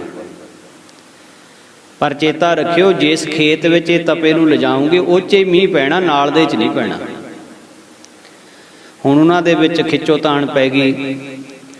ਤਪੇ ਨੂੰ ਜਿਹੜਾ ਬੂਹਾ ਲਾ ਕੇ ਅੰਦਰ ਬੈਠਾ ਸੀ, ਬੂਹਾ ਖੜਕਾਉਣ, ਬਾਹਰ ਨਿਕਲੋ। ਕਹਿੰਦੇ ਬਸ ਮੀਂਹ ਪੈ ਜਾਣਾ, ਹੋਰ ਮੈਨੂੰ ਥੋੜੇ ਮੰਤਰਾਂ ਦਾ ਜਾਪ ਕਰ ਲੈਣ ਦਿਓ। ਕਹਿੰਦੇ ਮੰਤਰਾਂ ਦਾ ਜਾਪ ਛੱਡੋ, ਹੁਣ ਤੁਸੀਂ ਬਾਹਰ ਨਿਕਲੋ, ਤੁਹਾਡੇ ਬਾਹਰ ਆਉਣ ਨਾਲੇ ਮੀਂਹ ਪੈ ਜਾਣਾ। ਜਿਸ ਵੇਲੇ ਤਪੇ ਨੇ ਬੂਹਾ ਖੋਲ੍ਹਿਆ, ਉਹਨਾਂ ਖਿਜਿਆ ਹੋਇਆਂ ਜ਼ਿਮੀਂਦਾਰਾਂ ਨੇ ਉਹਨੂੰ ਫੜ ਕੇ ਖੇਤਾਂ ਦੇ ਵਿੱਚ ਘੜੀਸ ਕੇ ਲੈ ਗਏ। ਉਹ ਰੌਲਾ ਪਾਵੇ ਵੀ ਮੈਂ ਮਰ ਜਾਵਾਂਗਾ, ਪਰ ਹੁਣ ਕਿਹੜਾ ਸੁਣੇ? ਜਿਸ ਖੇਤ ਦੇ ਵਿੱਚ ਘੜੀਸ ਕੇ ਤਪੇ ਨੂੰ ਲੈ ਜਾਣ ਉਹਦੇ ਵਿੱਚ ਮੀਂਹ ਆ ਜਾਵੇ। ਹੁਣ ਕਿੰਨੀਆਂ ਫਸਲਾਂ ਸੁੱਕਦੀਆਂ ਸੀ, ਭੱਜ ਦੌੜ ਪਈ ਹੋਈ, ਮੇਰੇ ਖੇਤ ਵਿੱਚ ਲਿਆਓ, ਦੌੜ ਲੱਗੀ ਹੋਈ ਹੈ। ਤੇ ਉਸ ਵੇਲੇ ਇੱਥੋਂ ਤੱਕ ਹਾਲਾਤ ਬਣ ਗਏ ਸੀ ਵੀ ਮਾਹਰ ਨੇ ਬਚਨ ਕਰਤਾ ਸੀ ਵੀ ਇਸ ਤਪੇ ਦੀ ਸਰੀਰ ਦੀ ਇੱਕ ਹੱਡੀ ਵੀ ਜਿਸ ਖੇਤ ਵਿੱਚ ਚਲੇ ਜਾਊਗੀ ਉੱਥੇ ਵੀ ਮੀਂਹ ਪੈ ਜਾਊਗਾ। ਤਾਂ ਉਹ ਖਡੂਰ ਦੇ ਖਹਿਰੇ ਜੱਟਾਂ ਨੇ, ਜ਼ਿਮੀਂਦਾਰਾਂ ਨੇ ਉਸ ਤਪੇ ਨੂੰ ਘੜੀਸ ਕੇ ਮਾਰ ਦਿੱਤਾ ਤੇ ਖੇਤਾਂ ਦੇ ਵਿੱਚ ਉਹਦੇ ਸਰੀਰ ਦੇ ਕੱਲੇ ਅੰਗ ਨੂੰ ਵੀ ਲੈ ਕੇ ਗਏ। ਇੱਦਾਂ ਉਸ ਵੇਲੇ ਫਿਰ ਉਹਨੂੰ ਸਜ਼ਾ ਮਿਲੀ।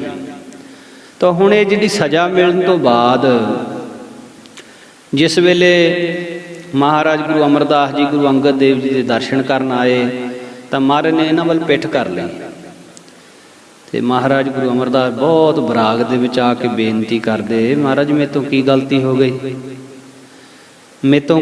ਗਲਤੀ ਹੋ ਗਈ? ਮਹਾਰਾਜ ਕਹਿੰਦੇ ਤੁਸੀਂ ਪਰਮੇਸ਼ਰ ਦੀ ਰਜ਼ਾ ਵਿੱਚ ਦਖਲ ਦਿੱਤਾ, ਤੁਸੀਂ ਗਲਤੀ ਕੀਤੀ ਹੈ। ਤੁਹਾਨੂੰ ਨਹੀਂ ਸੀ ਚਾਹੀਦਾ, ਉਸ ਤਪੇ ਨੂੰ ਸਜ਼ਾ ਦੇਣ ਦਾ ਤੁਹਾਨੂੰ ਅਧਿਕਾਰ ਨਹੀਂ ਸੀ। ਤਾਂ ਮਹਾਰਾਜ ਬਾਬਾ ਅਮਰਦਾਸ ਕਹਿਣ ਲੱਗੇ, ਕਹਿੰਦੇ ਮਹਾਰਾਜ ਮੇਰੇ ਤੋਂ ਆਪਣੇ ਗੁਰੂ ਦੀ ਨਿੰਦਿਆ ਸੁਣੀ ਨਹੀਂ ਗਈ।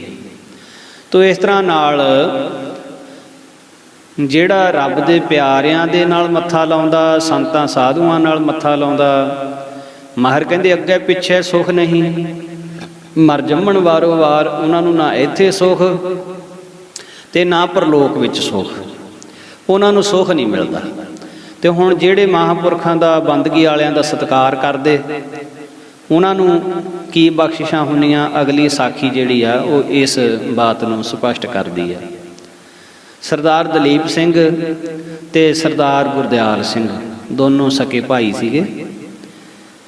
ਇਹ ਬਾਰ ਦੇ ਵਿੱਚ ਰਹਿੰਦੇ ਸੀ। 59 ਚੱਕ ਇਹਨਾਂ ਦਾ ਨਗਰ ਸੀ। ਇਸ ਇਲਾਕੇ ਦੇ ਜਿਹੜੇ ਮੁਸਲਮਾਨ ਸੀਗੇ ਕੁਛ ਇਹੋ ਜਿਹੇ ਸੁਭਾਅ ਦੇ ਸੀ ਵੀ ਜਦੋਂ ਇਹਨਾਂ ਜ਼ਿਮੀਂਦਾਰਾਂ ਦੀਆਂ ਫਸਲਾਂ ਪੱਕ ਜਾਣੀਆਂ ਤਾਂ ਇਹਨਾਂ ਨੇ ਰਾਤ ਬਰਾਤੇ ਉਹ ਫਸਲਾਂ ਵੱਢ ਲੈਣੀਆਂ, ਨੁਕਸਾਨ ਕਰ ਦੇਣਾ। ਤਾਂ ਹੁਣ ਇਹ ਗੁਰਦਿਆਲ ਸਿੰਘ ਦੇ ਕੋਲ ਰਫਲ ਸੀ, ਇਹ ਰਾਖੀ ਕਰਨ ਵਾਸਤੇ ਬੈਠਾ ਸੀ। ਤੇ ਮੁਸਲਮਾਨ ਕੁਛ ਇਕੱਠੇ ਹੋ ਕੇ ਆਏ ਤੇ ਇਹਨਾਂ ਦਾ ਨਰਮਾ ਚੁਗਣ ਲੱਗ ਪਏ। ਨਰਮਾ ਹੋਇਆ ਵੀ ਬਹੁਤ ਵਧੀਆ ਸੀ, ਰਾਤ ਦੇ ਸਮੇਂ ਨਰਮਾ ਚੁਗਣ ਲੱਗ ਪਏ। ਤਾਂ ਗੁਰਦਿਆਲ ਸਿੰਘ ਨੇ ਉਹਨਾਂ ਨੂੰ ਰੋਕਿਆ, ਤਾਂ ਉਹ ਮੂਹਰੇ ਤੇ ਔਖੇ ਹੋਏ, ਮਾੜੇ ਲਫ਼ਜ਼ ਬੋਲੇ ਉਹਨਾਂ ਨੇ। ਤਾਂ ਉਸ ਵੇਲੇ ਫਿਰ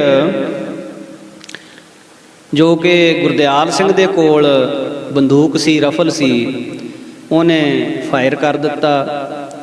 ਇੱਕ ਉਸੇ ਵੇਲੇ ਚੜ੍ਹਾਈ ਕਰ ਗਿਆ, ਇੱਕ ਦੇ ਜਿਹਦੇ ਗੋਲੀ ਲੱਗੀ ਦੂਜਾ ਦੂਜੇ ਦਿਨ ਚੜ੍ਹਾਈ ਕਰ ਗਿਆ। ਤੋ ਹੁਣ ਇਹ ਦੋ ਕਤਲ ਗੁਰਦਿਆਲ ਸਿੰਘ ਦੇ ਸਿਰ ਪੈ ਗਏ।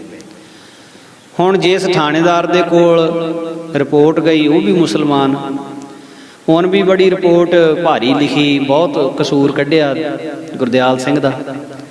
ਤਾਂ ਹੁਣ ਉਹ ਦਲੀਪ ਸਿੰਘ ਨੂੰ ਕੋਈ ਰਾਹ ਨਾ ਦਿਸੇ ਵੀ ਹੁਣ ਕਿਸ ਤਰ੍ਹਾਂ ਬਚਾਅ ਹੋਊਗਾ। ਮੁਕੱਦਮਾ ਚੱਲ ਪਿਆ। ਮੁਕੱਦਮਾ ਸੈਸ਼ਨ ਜੱਜ ਦੇ ਜਦੋਂ ਗਿਆ ਤਾਂ ਉਹਨੇ 1-2 ਤਰੀਕਾਂ ਦੇ ਵਿੱਚ ਹੀ ਫੈਸਲਾ ਕਰ ਦਿੱਤਾ। ਗੁਰਦਿਆਲ ਸਿੰਘ ਨੂੰ ਫਾਂਸੀ ਦਾ ਹੁਕਮ ਕਰ ਦਿੱਤਾ। ਸਰਦਾਰ ਦਲੀਪ ਸਿੰਘ ਨੇ ਆਪਣੇ ਭਰਾ ਦੇ ਲਈ ਲਾਹੌਰ ਹਾਈ ਕੋਰਟ ਦੇ ਵਿੱਚ ਅਪੀਲ ਕਰ ਦਿੱਤੀ। ਹਾਈ ਕੋਰਟ ਨੇ ਅਪੀਲ ਦੀ ਤਰੀਕ ਦੇ ਦਿੱਤੀ। ਜਦੋਂ ਅਪੀਲ ਦੀ ਤਰੀਕ ਦਾ ਪਤਾ ਸਰਦਾਰ ਦਲੀਪ ਸਿੰਘ ਨੂੰ ਲੱਗਾ ਤਾਂ ਉਸੇ ਸਮੇਂ ਆਪਣੇ ਪਿੰਡ ਤੋਂ ਚੱਲ ਕੇ ਸੰਤਗੜ੍ਹ ਡੇਰੇ ਮਹਾਰਾਜ ਬਾਬਾ ਜਵਾਲਾ ਸਿੰਘ ਜੀ ਦੇ ਕੋਲ ਆ ਗਿਆ। ਸ਼ਰਧਾ ਨਾਲ ਸੰਤਾਂ ਨੂੰ ਨਮਸਕਾਰ ਕੀਤੀ ਤੇ ਨੇਤਰਾਂ ਵਿੱਚੋਂ ਪਾਣੀ ਚੱਲ ਪਿਆ। ਮਹਾਂਪੁਰਖ ਕਹਿੰਦੇ, ਸਰਦਾਰ ਸਾਹਿਬ ਕੀ ਗੱਲ ਹੋਈ ਬਈ, ਵਿਰਾਗ ਕਿਉਂ ਕਰਦੇ ਤੁਸੀਂ? ਤਾਂ ਉਸ ਵੇਲੇ ਗਲ 'ਚ ਪੱਲਾ ਪਾ ਕੇ ਦੋਵੇਂ ਹੱਥ ਜੋੜ ਕੇ ਮਹਾਂਪੁਰਸ਼ਾਂ ਨੂੰ ਸਾਰੀ ਗੱਲ ਬੇਨਤੀ ਕਰਕੇ ਦੱਸੀ ਵੀ ਗੁਰਦਿਆਲ ਸਿੰਘ ਨੂੰ ਇੱਦਾਂ ਕਰਕੇ ਫਾਂਸੀ ਦੀ ਸਜ਼ਾ ਹੋ ਗਈ ਆ। ਹਾਈ ਕੋਰਟ ਵਿੱਚ ਅਪੀਲ ਕੀਤੀ ਆ ਤਾਂ ਉਹਨਾਂ ਨੇ ਤਰੀਕ ਦਿੱਤੀ ਅਪੀਲ ਸੁਣਨ ਵਾਸਤੇ। ਤਾਂ ਮਹਾਂਪੁਰਖਾਂ ਨੇ ਇਹਨਾਂ ਸਰਦਾਰਾਂ ਨੂੰ ਕਹਿਣਾ ਕੀਤਾ ਵੀ ਤੁਸੀਂ ਇੱਦਾਂ ਕਰੋ, ਤੁਸੀਂ ਬਾਬਾ ਈਸ਼ਰ ਸਿੰਘ ਜੀ ਦੇ ਕੋਲ ਜਾਓ। ਬਾਬਾ ਈਸ਼ਰ ਸਿੰਘ ਜੀ, ਉਹਨਾਂ ਦੇ ਕੋਲ ਜਾ ਕੇ ਬੇਨਤੀ ਕਰੋ। ਤਾਂ ਜਾ ਕੇ ਬਾਬਾ ਈਸ਼ਰ ਸਿੰਘ ਜੀ ਦੇ ਚਰਨਾਂ 'ਚ ਬੇਨਤੀ ਕੀਤੀ ਤੇ ਬਾਬਾ ਜੀ ਨੇ ਵੀ ਪੁੱਛਿਆ ਵੀ ਗੱਲ ਕੀ ਹੋਈ? ਕਹਿੰਦੇ ਜੀ ਆਹ ਗੱਲ ਹੋਈ ਹੈ। ਕਹਿੰਦੇ ਫਿਰ ਰੱਬ ਜੀ ਨੂੰ ਕਹਿਣਾ ਸੀ ਕਿਰਪਾ ਕਰਦੇ। ਕਹਿੰਦੇ ਉਹਨਾਂ ਨੇ ਤੁਹਾਡੇ ਕੋਲ ਭੇਜਿਆ, ਕਿਉਂਕਿ ਬਾਬਾ ਜੀ, ਬਾਬਾ ਈਸ਼ਰ ਸਿੰਘ ਜੀ ਸੰਤ ਬਾਬਾ ਜਵਾਲਾ ਸਿੰਘ ਜੀ ਨੂੰ ਰੱਬ ਜੀ ਕਹਿੰਦੇ ਹੁੰਦੇ ਸੀ। ਕਹਿੰਦੇ ਉਹਨਾਂ ਨੇ ਤੁਹਾਡੇ ਕੋਲ ਭੇਜਿਆ, ਤੁਸੀਂ ਕਿਰਪਾ ਕਰੋ। ਤੇ ਬਾਬਾ ਈਸ਼ਰ ਸਿੰਘ ਜੀ ਨੂੰ ਤੇ ਬਹੁਤ ਦਇਆ ਆਈ, ਤਰਸ ਆਇਆ। ਤੇ ਬਾਬਾ ਈਸ਼ਰ ਸਿੰਘ ਜੀ ਕਹਿੰਦੇ ਇੱਦਾਂ ਕਰੋ, ਕੀ ਤਰੀਕ ਆ ਤੁਹਾਡੇ ਉੱਥੇ ਕੋਰਟ ਦੀ? ਉਹਨਾਂ ਨੇ ਕਿਹਾ ਜੀ ਵੀ ਜਿਹੜੀ ਤਰੀਕ ਆ ਉਹ 25 ਅਕਤੂਬਰ 1929 ਦੀ ਤਰੀਕ ਦਿੱਤੀ ਹੋਈ ਆ। ਕਹਿੰਦੇ ਚੰਗਾ ਇੱਦਾਂ ਕਰੋ, ਪੂਰੀ ਮਰਜ਼ਾਦਾ ਦੇ ਨਾਲ ਅਖੰਡ ਪਾਠ ਸਾਹਿਬ ਕਰਨਾ, ਪਰ ਅਖੰਡ ਪਾਠ ਸਾਹਿਬ ਜਿੱਦਣ ਤਰੀਕ ਆ ਉਦਣ ਆਰੰਭ ਕਰਨਾ ਤੇ ਭੋਗ ਵਾਲੇ ਦਿਨ ਤੱਕ ਗੁਰਦਿਆਲ ਸਿੰਘ ਬਰੀ ਹੋ ਕੇ ਆ ਜਾਊਗਾ। ਐਸਾ ਬਖਸ਼ਿਸ਼ ਭਰਿਆ ਬਚਨ ਕਰ ਦਿੱਤਾ। ਐਸੀ ਕਿਰਪਾ ਹੋਈ। ਤੇ ਮਹਾਂਪੁਰਖਾਂ ਨੇ ਇਹ ਵੀ ਬਚਨ ਪੁੱਛਿਆ ਵੀ ਜਿਹੜੇ ਉਹ ਬੰਦੇ ਮਾਰੇ ਆ ਉਹ ਮਿੱਥ ਕੇ ਮਾਰੇ ਆ ਜਾਂ ਅਚਾਨਕ ਹੀ ਮਰ ਗਏ? ਤਾਂ ਸਰਦਾਰ ਦਲੀਪ ਸਿੰਘ ਕਹਿਣ ਲੱਗਾ, ਮਹਾਰਾਜ ਵੀ ਇੱਦਾਂ ਕਰਕੇ ਉਹ ਨੁਕਸਾਨ ਕਰਦੇ ਸੀ, ਇਸ ਕਰਕੇ ਉਹਨਾਂ ਨੂੰ ਗੋਲੀ ਮਾਰੀ ਆ। ਕਹਿੰਦੇ ਚੰਗਾ, ਜੋ ਹੁਣ ਵਚਨ ਹੋਇਆ ਅਖੰਡ ਪਾਠ ਸਾਹਿਬ ਕਰਨਾ ਤੇ ਭੋਗ ਤੱਕ ਤੁਹਾਡਾ ਬੰਦਾ ਬਰੀ ਹੋ ਕੇ ਆ ਜਾਊਗਾ। ਹੁਣ ਮਹਾਂਪੁਰਖ ਚਾਹੁਣ ਤਾਂ ਕੀ ਨਹੀਂ ਕਰ ਸਕਦੇ। ਜਿਸ ਵੇਲੇ ਹੁਣ ਉਹ ਤਰੀਕ ਦਾ ਦਿਨ ਆਇਆ ਤਾਂ ਫਿਰ ਪਾਠ ਆਰੰਭ ਹੋ ਗਿਆ। 48 ਘੰਟੇ ਬਹੁਤ ਪ੍ਰੇਮ ਦੇ ਨਾਲ ਪਾਠੀ ਸਿੰਘਾਂ ਨੇ ਪੂਰਨ ਮਰਿਆਦਾ ਦੇ ਨਾਲ ਪਾਠ ਕੀਤਾ। ਪਰ ਜਦ ਭੋਗ ਪੈ ਗਿਆ ਪਰ ਗੁਰਦਿਆਲ ਸਿੰਘ ਬਰੀ ਹੋ ਕੇ ਆਇਆ ਨਾ, ਤਾਂ ਸਾਰੇ ਮਹਾਂਪੁਰਸ਼ਾਂ ਨੂੰ ਬੇਨਤੀ, ਮਹਾਰਾਜ ਹੁਣ ਕਹਿੰਦੇ ਇੱਕ ਅਖੰਡ ਪਾਠ ਸਾਹਿਬ ਨਾਲ ਹੀ ਹੋਰ ਆਰੰਭ ਕਰੋ। ਮਹਾਂਪੁਰਸ਼ਾਂ ਦਾ ਬਚਨ ਮੰਨਿਆ ਗਿਆ। ਦੂਸਰਾ ਅਖੰਡ ਪਾਠ ਵੀ ਵਿਧੀ ਮੁਤਾਬਕ ਆਰੰਭ ਹੋ ਗਿਆ। ਪਰ ਹੁਣ ਸਰਦਾਰ ਦਲੀਪ ਸਿੰਘ ਉਦਾਸ ਹੋ ਗਿਆ ਵੀ ਸੰਤਾਂ ਦਾ ਬਚਨ ਕਦੇ ਬਿਰਥਾ ਨਹੀਂ ਜਾਂਦਾ ਹੁੰਦਾ, ਵੀ ਇਹ ਗੱਲ ਕੀ ਬਣੀ। ਭਰਾ ਸਾਡਾ ਤਾਂ ਵਾਪਸ ਆ ਜਾਣਾ ਸੀ, ਤਾਂ ਪਰ ਹੁਣ ਜਦੋਂ ਦੂਸਰਾ ਪਾਠ ਆਰੰਭ ਹੋਇਆ, ਉਹਦਾ ਮੱਧ ਵਾਲਾ ਦਿਨ ਸੀ। ਮੱਧ ਦੀ ਅਰਦਾਸ ਕਰਕੇ ਪਾਠੀ ਸਿੰਘ ਅਜੇ ਅਰਦਾਸ ਕਰਕੇ ਹਟਿਆ ਹੀ ਸੀ ਵੀ ਉਸ ਵੇਲੇ ਗੁਰਦਿਆਲ ਸਿੰਘ ਬਰੀ ਹੋ ਕੇ ਵਾਪਸ ਆ ਗਿਆ ਮਹਾਂਪੁਰਖਾਂ ਦੇ ਡੇਰੇ। ਤੇ ਉਸ ਵੇਲੇ ਸੰਤ ਮਹਾਰਾਜ ਦੇ ਚਰਨਾਂ ਵਿੱਚ ਵੀ ਜਾ ਕੇ ਨਮਸਕਾਰ ਕੀਤੀ। ਮਹਾਂਪੁਰਖਾਂ ਦੇ ਚਰਨਾਂ 'ਚ ਰੋ ਰੋ ਕੇ ਚਰਨ ਧੋਤੇ।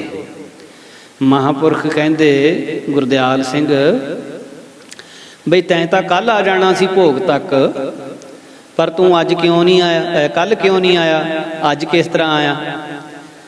ਤੈਂ ਤਾਂ 25 ਤਰੀਕ ਭੁਗਤ ਕੇ ਤੇ ਸਾਡੇ ਕੋਲੇ ਆ ਜਾਣਾ ਸੀ।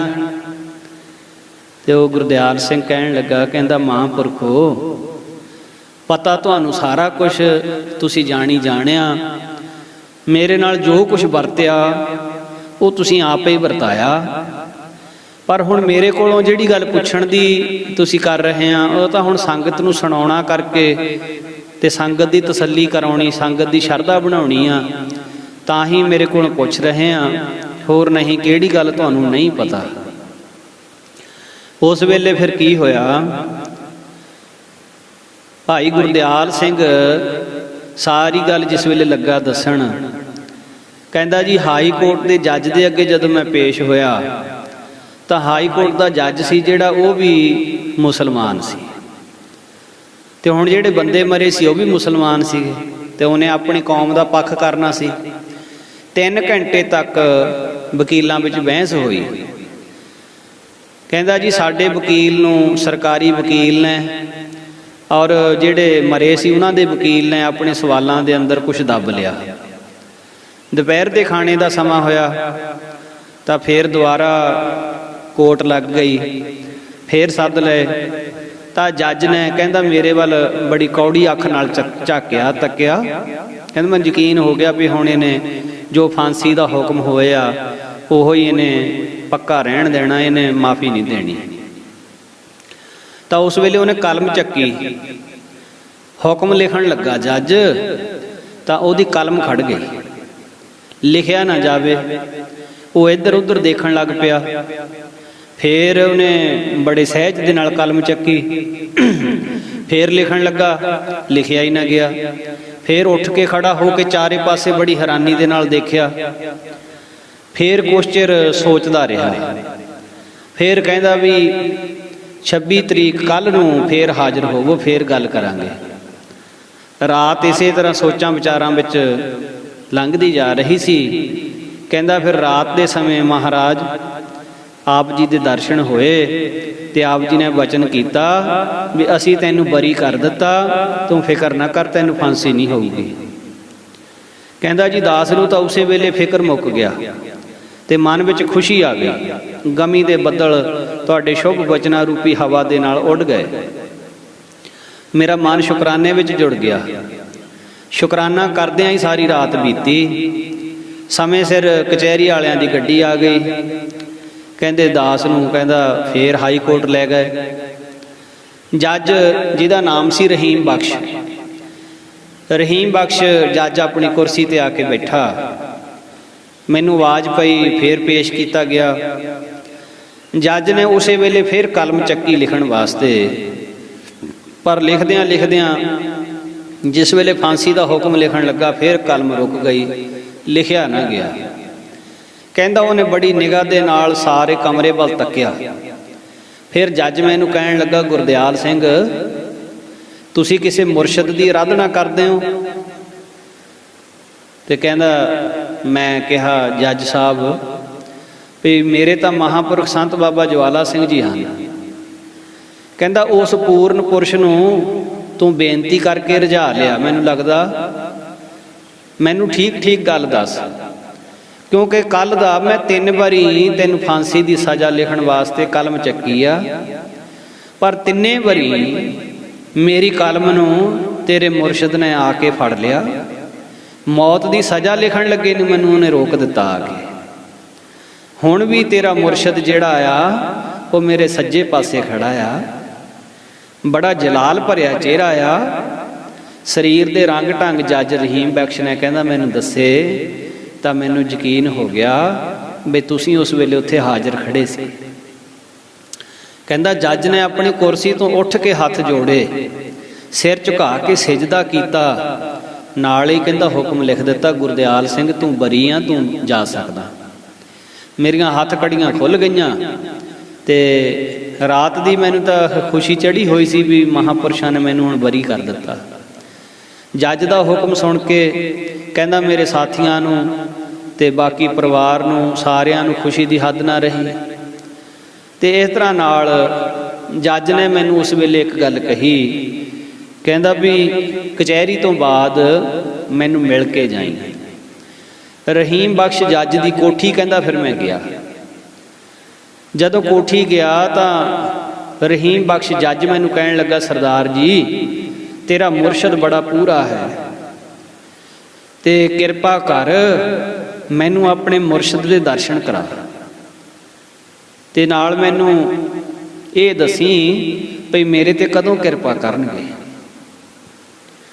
तां उस वेले गुरदयाल सिंह जो कि संत बाबा जवाला सिंह जी दे कोल खड़ा बेनतियां कर रहा सी, बेनती की महाराज हुण ये भी नाल ही हुक्म कर दिओ भी उस जज नूं दर्शन कदों देने आ। तां इस तरह नाल महापुरखां बचन किया कोई नहीं भाई हुण जो अखंड पाठ साहब चल रहा इहदी समाप्ति तो बाद फिर विचार करके तैनूं दसांगे कदों जाना। दूसरे श्री अखंड पाठ साहब की समाप्ति हुई तो गुरदयाल सिंह ते सरदार दलीप सिंह दोनों ने बेनती की भी महाराज साडे ते किरपा करो असीं एक अखंड पाठ साहब होर करना चाहुंदे हां। इस तरह नाल 3 अखंड पाठ साहब लगातार होए ते गुरदयाल सिंह दलीप सिंह दोवां दे परिवार सारियां ने रज के सेवा की। हुण इत्थे ये भी विचारन योग गल आ भी जदों अखंड पाठ साहब सहज पाठ जां होर किसी भी तरह संगत दे चरण पैंदे आ तां आपां नूं हत्थीं सेवा करनी चाहीदी है। जिवें संत बाबा अतर सिंह जी पटियाले वाले राजे दे सद्दे दे उत्ते उन्हां दे महलां विच प्रशादा छकण गए, नौकरां ने प्रशादा तैयार किया, नौकरां ने छकाया, नौकरां ने हथ सुच्चे कराए। जिहड़ा पटियाले वाला राजा सी वो राणियां महापुरुषां दे कोल बैठे रहे। जदों अरदास होण लगी तो संत बाबा अतर सिंह जी ने नौकरां दे नाम की अरदास कर दी। फिर पटियाले वाला राजा बेनतियां करे महाराज मेरी अरदास नहीं की। महाराज कहंदे तैं कीता ही कुछ नहीं, तेरी अरदास काहदी करिए। राणियां बेनती करदियां महाराज साडी अरदास नहीं होई। महापुरुष बाबा अतर सिंह बेपरवाह साधु कहन लगे सेवा तो कीती नहीं, हत्थीं तुहाडी अरदास काहदी करदे बई। इस तरह दे नाल महापुरुषां ने फिर वचन करिया भी फिर आवांगे अपने हत्थीं सेवा करियो फिर तुहाडी अरदास करांगे। सो ये सेवा का बहुत बड़ा महात्म है, जिहड़ा अपने हत्थीं सेवा करता है उन्होंने बहुत बड़ियां बख्शिशां मिलदियां ने। हुण ये सरदार गुरदयाल सिंह दलीप सिंह बहुत बड़े सरदार सीगे, पर इत्थे मैं मेरी हौमे नूं त्याग के नीवें हो के सेवा करन दे नाल किड्डियां बड़ियां खुशियां प्राप्त होईयां।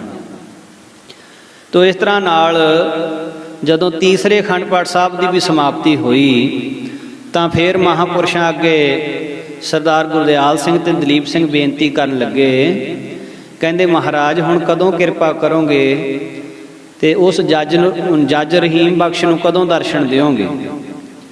तो महापुरुष कहंदे भी असीं इस वारी श्री गुरु अर्जन देव जी महाराज के शहीदी जोड़ मेले ते लाहौर आवांगे तो उस वेले जज रहीम बख्श नूं कह देना उस वेले सानूं मिल सकदा। 2 महीने का समा रहिंदा सी, जेठ सुदी चौथ जदों गुरु अर्जन देव जी महाराज का जिहड़ा शहीदी जोड़ मेला हुंदा तां महाराज उस समय फिर लाहौर की धरती ते महाराज ने चरण पाए ते गुरदयाल सिंह ने जज रहीम बख्श नूं दर्शन देण लई फिर बेनती कीती। हजूर का हुक्म होया कि सरदार जी तुसीं जज साहब नूं कहो जाके वो आके सानूं मिल लैण। ਜੱਜ ਨੂੰ ਜਿਸ ਵੇਲੇ ਸੁਨੇਹਾ ਗਿਆ, ਜੱਜ ਨੂੰ ਬਹੁਤ ਪ੍ਰਸੰਨਤਾ ਹੋਈ, ਬਹੁਤ ਖੁਸ਼ੀ ਹੋਈ ਤੇ ਆਪਣੀ ਬੱਗੀ ਲੈ ਕੇ ਸੰਤਾਂ ਦੇ ਦਰਸ਼ਨ ਕਰਨ ਆਇਆ। ਜਿਸ ਵੇਲੇ ਉਹਨੇ ਬਾਬਾ ਜਵਾਲਾ ਸਿੰਘ ਜੀ ਦੇ ਦਰਸ਼ਨ ਕੀਤੇ, ਬੜਾ ਉਹਦੇ ਅੱਖਾਂ ਵਿੱਚੋਂ ਜਲ ਗਿਆ ਔਰ ਗੁਰਦਿਆਲ ਸਿੰਘ ਨੂੰ ਕਹਿਣ ਲੱਗਾ, ਗੁਰਦਿਆਲ ਸਿੰਘ, ਇਹ ਉਹੀ ਮਹਾਂਪੁਰਸ਼ ਆ ਜਿਹਨੇ ਮੇਰੀ 3 ਵਾਰੀ ਕਲਮ ਫੜੀ ਸੀ ਤੇ ਮੈਨੂੰ ਮੌਤ ਦੀ ਸਜ਼ਾ ਲਿਖਣ ਨਹੀਂ ਸੀ ਦਿੱਤੀ। ਸੰਤਾਂ ਦੇ ਚਰਨਾਂ ਤੇ ਸੀਸ ਰੱਖ ਕੇ ਰਹੀਮ ਬਖਸ਼ ਬਹੁਤ ਚਿਰ ਨੇਤਰਾਂ ਵਿੱਚੋਂ ਜਲ ਵਗਾਉਂਦਾ ਰਿਹਾ ਵੀ ਐਸੇ ਪੂਰਨ ਮਹਾਂਪੁਰਸ਼ ਅੱਜ ਦੇ ਸਮੇਂ ਵਿੱਚ ਵੀ ਹੈਗੇ ਜਿਹੜੇ ਆਪਣੇ ਸੇਵਕਾਂ ਨੂੰ ਇੱਦਾਂ ਵੀ ਬਚਾ ਲੈਂਦੇ। ਤੇ ਮਹਾਂਪੁਰਖਾਂ ਨੂੰ ਰਹੀਮ ਬਖਸ਼ ਬੇਨਤੀਆਂ ਕਰਨ ਲੱਗਾ, ਕਹਿੰਦਾ ਜੀ ਗਰੀਬ ਦੀ ਕੁੱਲੀ ਵਿੱਚ ਵੀ ਚਰਨ ਪਾਓ, ਮਹਾਰਾਜ ਉਸ ਘਰ ਨੂੰ ਵੀ ਪਵਿੱਤਰ ਕਰੋ ਆਪ ਜੀ ਚਰਨ ਪਾ ਕੇ। ਤੇ ਸੰਤ ਬਾਬਾ ਜਵਾਲਾ ਸਿੰਘ ਜੀ ਫਿਰ ਉਸ ਦੀ ਬੱਗੀ ਦੇ ਵਿੱਚ ਸਵਾਰ ਹੋ ਕੇ ਤੇ ਇਸ ਰਹੀਮ ਬਖਸ਼ ਜੱਜ ਨੂੰ ਤੇ ਇਹਦੇ ਪਰਿਵਾਰ ਨੂੰ ਦਰਸ਼ਨ ਦੇਣ ਵਾਸਤੇ ਇਹਦੇ ਘਰ ਗਏ। ਇਹਨੇ ਆਪਣੇ ਸਾਰੇ ਪਰਿਵਾਰ ਨੂੰ ਕੋਲ ਬਿਠਾ ਕੇ ਮਹਾਂਪੁਰਸ਼ਾਂ ਦੇ ਬਚਨ ਸੁਣਾਏ ਬਈ ਇਹ ਐਸੇ ਮਹਾਂਪੁਰਸ਼ ਹਨ ਜਿਨ੍ਹਾਂ ਦੀ ਬਖਸ਼ਿਸ਼, ਜਿਨ੍ਹਾਂ ਦੀ ਕਿਰਪਾ ਨਾਲ ਇਹਨਾਂ ਦਾ ਸੇਵਕ ਫਾਂਸੀ ਤੋਂ ਬਚ ਗਿਆ। ਤੋ ਹੋਰ ਮਹਾਂਪੁਰਖਾਂ ਦੀ ਵਡਿਆਈ ਦੇ ਬਚਨ ਇਹਨੇ ਬੜੇ ਕੀਤੇ। ਪਰ ਉਸ ਵੇਲੇ ਮਹਾਂਪੁਰਸ਼ਾਂ ਨੇ ਇਸ ਰਹੀਮ ਬਖਸ਼ ਜੱਜ ਨੂੰ ਤੇ ਇਹਦੇ ਪਰਿਵਾਰ ਨੂੰ ਬਚਨ ਕੀਤਾ ਬਈ ਤੁਸੀਂ ਇਸਲਾਮ ਧਰਮ ਦੇ ਵਿੱਚ ਪੈਦਾ ਹੋਏ ਹੋ, ਆਪਣੇ ਧਰਮ ਦੇ ਅਨੁਸਾਰ ਨਮਾਜ਼ ਪੜ੍ਹਿਆ ਕਰੋ, ਪਰਮਾਤਮਾ ਦਾ ਧਿਆਨ ਧਰਿਆ ਕਰੋ। ਪਰਮਾਤਮਾ ਦੇ ਚਰਨਾਂ ਦਾ ਧਿਆਨ ਧਰਨ ਵਾਲਿਆਂ ਨੂੰ ਹਮੇਸ਼ਾ ਬਹਿਸ਼ਤ ਪ੍ਰਾਪਤ ਹੁੰਦੀ ਆ ਤੇ ਤੁਸੀਂ ਆਪਣੇ ਧਰਮ ਦੇ ਵਿੱਚ ਪੱਕੇ ਹੋ ਕੇ ਰਹੋ। ਇਸ ਤਰ੍ਹਾਂ ਨਾਲ ਉਹਦੇ ਧਰਮ ਦੇ ਅਨੁਸਾਰ ਉਹਦੇ ਤੇ ਬਖਸ਼ਿਸ਼ਾਂ ਕੀਤੀਆਂ ਮਹਾਂਪੁਰਖਾਂ ਨੇ। ਸੋ ਹੋਰ ਅਨੇਕਾਂ ਹੀ ਐਸੀਆਂ ਸਾਖੀਆਂ, ਅਨੇਕਾਂ ਹੀ ਐਸੇ ਬਚਨ ਜਿਹੜੇ ਮਹਾਂਪੁਰਸ਼ਾਂ ਦੇ ਜੀਵਨ ਵਿੱਚ ਬਹੁਤ ਵਿਚਾਰਨਯੋਗ, ਜਿਨ੍ਹਾਂ ਨੂੰ ਪੜ੍ਹ ਕੇ ਸੁਣ ਕੇ ਬਹੁਤ ਪਿਆਰ ਪੈਦਾ ਹੁੰਦਾ ਵੀ ਐਸੇ ਨਾਮ ਰੰਗੇ ਹੋਏ ਸਾਧੂ ਨਾਮ ਦਾ ਰੂਪ ਬਣ ਚੁੱਕੇ। ਇੱਕ ਪਿਆਰਾ ਸਿੰਘ ਨਾਮ ਦਾ ਨੌਜਵਾਨ ਜੋ ਕਿ ਜਵਾਨੀ ਦੀ ਮਸਤੀ ਤੇ ਜ਼ਮੀਨ ਬਹੁਤ ਸੀ, ਸਰਦਾਰੀ ਦੀ ਹੈਂਕੜ ਵੀ ਸੀ ਤੇ ਭਲੇ ਕੰਮ ਕਰਨੇ ਤਾਂ ਉਹ ਤੋਂ ਕੋਹਾਂ ਦੂਰ ਸੀ। ਸਾਧੂਆਂ ਦੇ ਦਰਸ਼ਨ ਕਰਨੇ, ਸੰਗਤਾਂ ਜਾਣਾ, ਇਹਨਾਂ ਗੱਲਾਂ ਦੇ ਤਾਂ ਉਹ ਨੇੜੇ ਤੇੜੇ ਵੀ ਨਹੀਂ ਸੀ। ਪਰ ਇਹਦੇ ਪਰਿਵਾਰ ਦਾ ਸਾਰਿਆਂ ਦਾ ਬਹੁਤ ਖਿਆਲ ਸੀ ਵੀ ਕਿਸੇ ਤਰ੍ਹਾਂ ਇਹ ਵੀ ਸੰਤ ਮਹਾਰਾਜ ਦੀ ਸੰਗਤ ਕਰਨ ਲੱਗ ਪਵੇ, ਪਰ ਉਹਦੇ ਤੇ ਕੋਈ ਅਸਰ ਹੀ ਨਾ ਹੋਣਾ। ਉਹਨੇ ਮੁਜਰੇ ਦੇਖਣੇ, ਨਾਚ ਵੇਖਣੇ ਤੇ ਹੋਰ ਇਹੋ ਜਿਹੇ ਮਾੜੇ ਕੰਮ ਕਰਨੇ। ਪਰ ਹੁਣ ਮਹਾਂਪੁਰਖਾਂ ਨੇ ਐਸੀ ਖੇਡ ਰਚਾਈ ਵੀ ਪਿਆਰਾ ਸਿੰਘ ਦੇ ਗਲੇ ਵਿੱਚ ਫੋੜਾ ਹੋ ਗਿਆ, ਬਹੁਤ ਦੁਖੀ ਹੋਇਆ। ਦੇਸੀ ਹਕੀਮਾਂ, ਡਾਕਟਰਾਂ ਕੋਲੋਂ ਬੜੀਆਂ ਦਵਾਈਆਂ ਲਈਆਂ, ਜ਼ੋਰ ਲਾ ਹਟੇ, ਪਰ ਉਹ ਫੋੜਾ ਜਿਹੜਾ ਹਟੇ ਨਾ, ਵੱਧਦਾ ਹੀ ਜਾਵੇ। ਡਾਕਟਰਾਂ ਨੇ ਜਵਾਬ ਦੇ ਦਿੱਤਾ। ਅਖੀਰ ਇਹ ਸੰਤਾਂ ਦੇ ਕੋਲ ਪਰਿਵਾਰ ਇਹਦਾ ਲੈ ਕੇ ਆਇਆ। ਸੰਤ ਬਾਬਾ ਜਵਾਲਾ ਸਿੰਘ ਜੀ ਹੋਰੀ ਇਹਦੇ ਵੱਲ ਦੇਖ ਕੇ ਮੁਸਕਰਾ ਕੇ ਇਹਨੂੰ ਇੱਕ ਜਲ ਦੀ ਬੋਤਲ ਦਿੱਤੀ। ਕਹਿੰਦੇ ਵੀ ਆ ਥੋੜਾ ਥੋੜਾ ਜਲ ਛਕਿਆ ਕਰ, ਕੋਈ ਨਹੀਂ ਭਾਈ, ਹਟ ਜਾਏਗਾ। ਤਾਂ ਜਿਸ ਵੇਲੇ ਉਹ ਜਲ ਛਕਣਾ ਇਹਨੇ ਸ਼ੁਰੂ ਕੀਤਾ, ਉਦਣ ਤੋਂ ਆਰਾਮ ਆਉਣ ਲੱਗ ਪਿਆ। ਹੁਣ ਇਹ ਪਿਆਰਾ ਸਿੰਘ ਦੇ ਮਨ ਦੇ ਵਿੱਚ ਬਹੁਤ ਇਸ ਗੱਲ ਦਾ ਖਿਆਲ ਆਇਆ ਬਈ ਮੈਂ ਮਹਾਂਪੁਰਖਾਂ ਦੀ ਨਾ ਕਦੇ ਸੰਗਤ ਕੀਤੀ, ਨਾ ਕਦੇ ਦਰਸ਼ਨ ਕਰਨ ਗਿਆ, ਪਰ ਮੇਰੇ ਤੇ ਉਹਨਾਂ ਨੇ ਕਿੰਨੀ ਵੱਡੀ ਕਿਰਪਾ ਕੀਤੀ। ਤੋ ਮਹਾਂਪੁਰਖਾਂ ਦੇ ਚਰਨਾਂ ਦੇ ਵਿੱਚ ਫੇਰ ਇਹ ਨੌਜਵਾਨ ਪਿਆਰਾ ਸਿੰਘ ਦਰਸ਼ਨ ਕਰਨ ਆਇਆ ਤੇ ਮਹਾਂਪੁਰਖ ਉਸ ਵੇਲੇ ਸੰਗਤ ਦੇ ਵਿੱਚ ਬਚਨ ਕਰ ਰਹੇ ਸੀ, ਸੁਣਾ ਰਹੇ ਸੀ ਸੰਗਤ ਨੂੰ ਸਾਧ ਉਪਦੇਸ਼ ਵੀ ਜਿਹੜਾ ਮਨੁੱਖ ਹਿਰਦੇ ਵਿੱਚ ਦਇਆ ਧਾਰਨ ਕਰਦਾ, ਸਦੋਗੁਣੀ ਬਿਰਤੀ ਰੱਖਦਾ ਤੇ ਮਾੜਿਆਂ ਕੰਮਾਂ ਵੱਲੋਂ ਆਪਣੇ ਆਪ ਨੂੰ ਵਰਜ ਕੇ ਰੱਖਦਾ, ਉਹਦਾ ਜੀਵਨ ਸਫਲ ਹੋ ਜਾਂਦਾ। ਤੇ ਜਿਹੜਾ ਮਾੜੇ ਪਾਸੇ ਜਾਂਦਾ, ਜੇਹਾ ਬੀਜੈ ਸੋ ਲੁਣੈ ਕਰਮਾ ਸੰਦੜਾ ਖੇਤ, ਜੇਹਾ ਬੀਜੈ ਸੋ ਲੁਣੈ ਮੱਥੈ ਜੋ ਲਿਖਿਆਸ। ਜੋ ਸਾਡੀ ਕਿਰਤ ਹੈ, ਜੋ ਅਸੀਂ ਕੰਮ ਕਰਦੇ ਹਾਂ, ਅਖੀਰ ਉਹ ਭੁਗਤਣੇ ਪੈਂਦੇ ਨੇ। ਕਿਸੇ ਤਰ੍ਹਾਂ ਦਾ ਵੀ ਕੋਈ ਕੰਮ ਕਰਦਾ, ਬਾਬਾ ਜੀ ਨੇ ਉਸ ਵੇਲੇ ਭਗਤ ਸਧਨਾ ਜੀ ਦੀ ਸਾਖੀ ਸੁਣਾਈ। ਭਗਤ ਸਧਨਾ ਜੀ जो कि कसाई सन, ते बकरे नूं जिस वेले वो वड्ढण लगे अपने तरीके दे नाल, ते उस वेले बकरा हੱਸਿਆ, बोलदा है भी ये नवीं भाजी पाउण लग्या, कई बारी मैं तैनूं वड्ढिया, कई बारी तूं मैनूं वड्ढिया, पर आ हुण तूं नवीं भाजी पाउण लग्या, अगले जन्म दे विच मैं भी तैनूं इसे तरह वड्ढांगा। हुण ये बचन सुण के सधने जी नूं वैराग लग गया भी जे अपने कीते होए जिहड़े कर्म ने भुगतने ही पैणे हैं, तां फिर माड़ा काम करिए क्यों। बारी बलिहारी नित जाइए ओदी शान उतों, जिह दियां कुदरतां ने बनाया तुच्छ बंदा है, अड्डो अड्डी हड्डियां दे जोड़ जोड़े जुगत नाल, कीती सिओ सफाई सोहना फेर फेर रंदा है, उत्तों चिट्टे पोचे नाल पोचिया मुनारा सोहना, अंदर लहू पाक मल मूत्र भरिया गंदा है, बंदा उसदा हो के करे बंदगी तां बंदा चंगा, बंदगी तो बिना बंदा गंदे तो भी गंदा है। नरू मरै नर काम ना आवे, पशु मरै 10 काज सवारै। ऐसे बचन महापुरख संगत विच कर रहे सी भी जिहड़ा मनुख देही प्राप्त करके भगती नहीं करता, भजन नहीं करता, ਉਹਦੇ ਸਰੀਰ ਦਾ ਫਾਇਦਾ ਕੀ, ਲਾਭ ਕੀ ਹੈ। ਸਾਡੇ ਨਾਲੋਂ ਤਾਂ ਪਸ਼ੂ ਚੰਗੇ, ਜਿਨ੍ਹਾਂ ਦਾ ਸਰੀਰ ਕਿਸੇ ਕੰਮ ਤਾਂ ਆਉਂਦਾ। ਹਾਥੀ ਕੇ ਦਾंतों के अदक अदक चूड़े बने, सखियों में बैठ के सुहागन कहाती है, मिर्गों की शाल पे रिखी जान तपस्या करें, शेरों की खाल मन जोगियों के भाती है, पशुओं की खाल के अदक अदक जोड़े बने, बकरे की खाल मशक बन पानी पर आती है, नाम से बिहून बंदा किसे ना ही काम आवे, नाम बिना इस तो फिर चंगी पशु जाती है। लिखण वालियां बड़ा सुंदर लिखिया, ਵੱਖਰੇ ਵੱਖਰੇ ਜਾਨਵਰ ਨੇ ਜਿਹੜੇ ਉਹਨਾਂ ਦਾ ਸਰੀਰਕ ਅੰਗ ਉਹਨਾਂ ਦੇ ਕਿਸੇ ਨਾ ਕਿਸੇ ਕੰਮ ਆਉਂਦੇ ਆ, ਪਰ ਜੇ ਬੰਦਾ ਨਾਮ ਨਹੀਂ ਜਪਦਾ ਫਿਰ ਇਹਦੇ ਨਾਲੋਂ ਤਾਂ ਪਸ਼ੂ ਜਾਤੀ ਚੰਗੀ ਆ, ਜਿਨ੍ਹਾਂ ਦਾ ਸਰੀਰ ਕਿਸੇ ਕੰਮ ਤਾਂ ਆਉਂਦਾ, ਤੇ ਫਿਰ ਇਸ ਸਰੀਰ ਦੇ ਨਾਲ ਜੋ ਵੀ ਕੋਈ ਕਰਮ ਕਰਦਾ। ਚਿੱਤਰਗੁਪਤ ਨੇ ਜਿਹੜੇ ਇਹਦਾ ਲੇਖਾ ਲਿਖਦੇ ਆ, ਪੁੰਨੀ ਪਾਪੀ ਆਖਣ ਨਾਹੇ, ਕਰ ਕਰ ਕਰਨਾ ਲਿਖ ਲੈ ਜਾਹੋ, ਆਪੇ ਬੀਜ ਆਪੇ ਹੀ ਖਾਓ। ਫਿਰ ਧਰਮ ਰਾਜੇ ਦੇ ਹਜੂਰ ਉਹ ਲੇਖਾ ਜਿਹੜਾ ਨਾ ਉਹ ਫਿਰ ਬਾਚਿਆ ਜਾਂਦਾ, ਲੇਖੇ ਦੇ ਹਿਸਾਬ ਦੇ ਨਾਲ ਫਿਰ ਜਿਹੜਾ ਅੱਗੇ ਫਲ ਮਿਲਦਾ।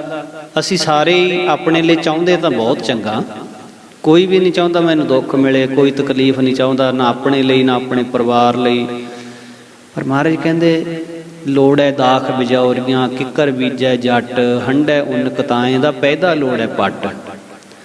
ਕਹਿੰਦੇ ਕੋਈ ਜ਼ਿਮੀਂਦਾਰ ਕਿੱਕਰਾਂ ਦੇ ਬੀਜ ਰਿਹਾ, ਤੇ ਉਹਨੂੰ ਕੋਈ ਪੁੱਛਦਾ ਕੀ ਬੀਜਦਾ, ਕਹਿੰਦਾ ਦਾਖਾਂ। ਕਹਿੰਦੇ ਦਾਖਾਂ ਤਾਂ ਨਹੀਂ, ਇਹ ਤਾਂ ਕਿੱਕਰਾਂ ਦੇ ਬੀਜ, ਇਹਨੂੰ ਤਾਂ ਸੂਲਾਂ ਲੱਗਣਗੀਆਂ, ਦਾਖਾਂ ਤਾਂ ਨਹੀਂ ਲੱਗਣੀਆਂ।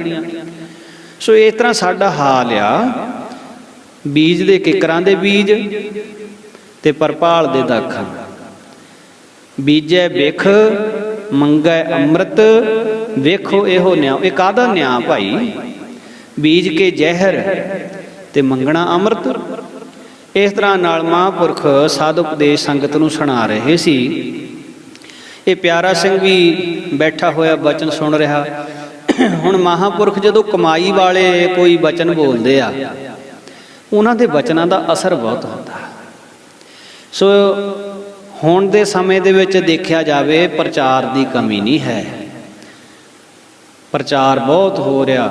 ਕੀਰਤਨ ਦਰਬਾਰ ਕਿੰਨੇ ਹੋ ਰਹੇ, ਕੀਰਤਨ ਦਰਬਾਰ, ਸ੍ਰੀ ਅਖੰਡ ਪਾਠ ਸਾਹਿਬ, ਨਗਰ ਕੀਰਤਨ, ਗੁਰਸਥਾਨ ਕਿੰਨੇ ਬਣੇ ਹੋਏ। ਉਪਦੇਸ਼ ਦੇਣ ਵਾਲੇ ਬਹੁਤ ਨੇ, ਪਰ ਇਸ ਵੇਲੇ ਕਮੀ ਕਿਸ ਚੀਜ਼ ਦੀ ਹੈ? ਉਪਦੇਸ਼ ਦੇਣ ਵਾਲੇ ਅਸੀਂ ਲੋਕ ਉਸ ਉਪਦੇਸ਼ ਦੀ ਖੁਦ ਕਮਾਈ ਨਹੀਂ ਕਰਦੇ। ਜਿਨ੍ਹਾਂ ਦੀ ਆਪਣੀ ਖੁਦ ਦੀ ਕਮਾਈ ਨਹੀਂ, ਉਹਨਾਂ ਦਾ ਬੋਲਿਆ ਹੋਇਆ ਕਿਸੇ ਦੇ ਉੱਤੇ ਅਸਰ ਨਹੀਂ ਕਰਦਾ।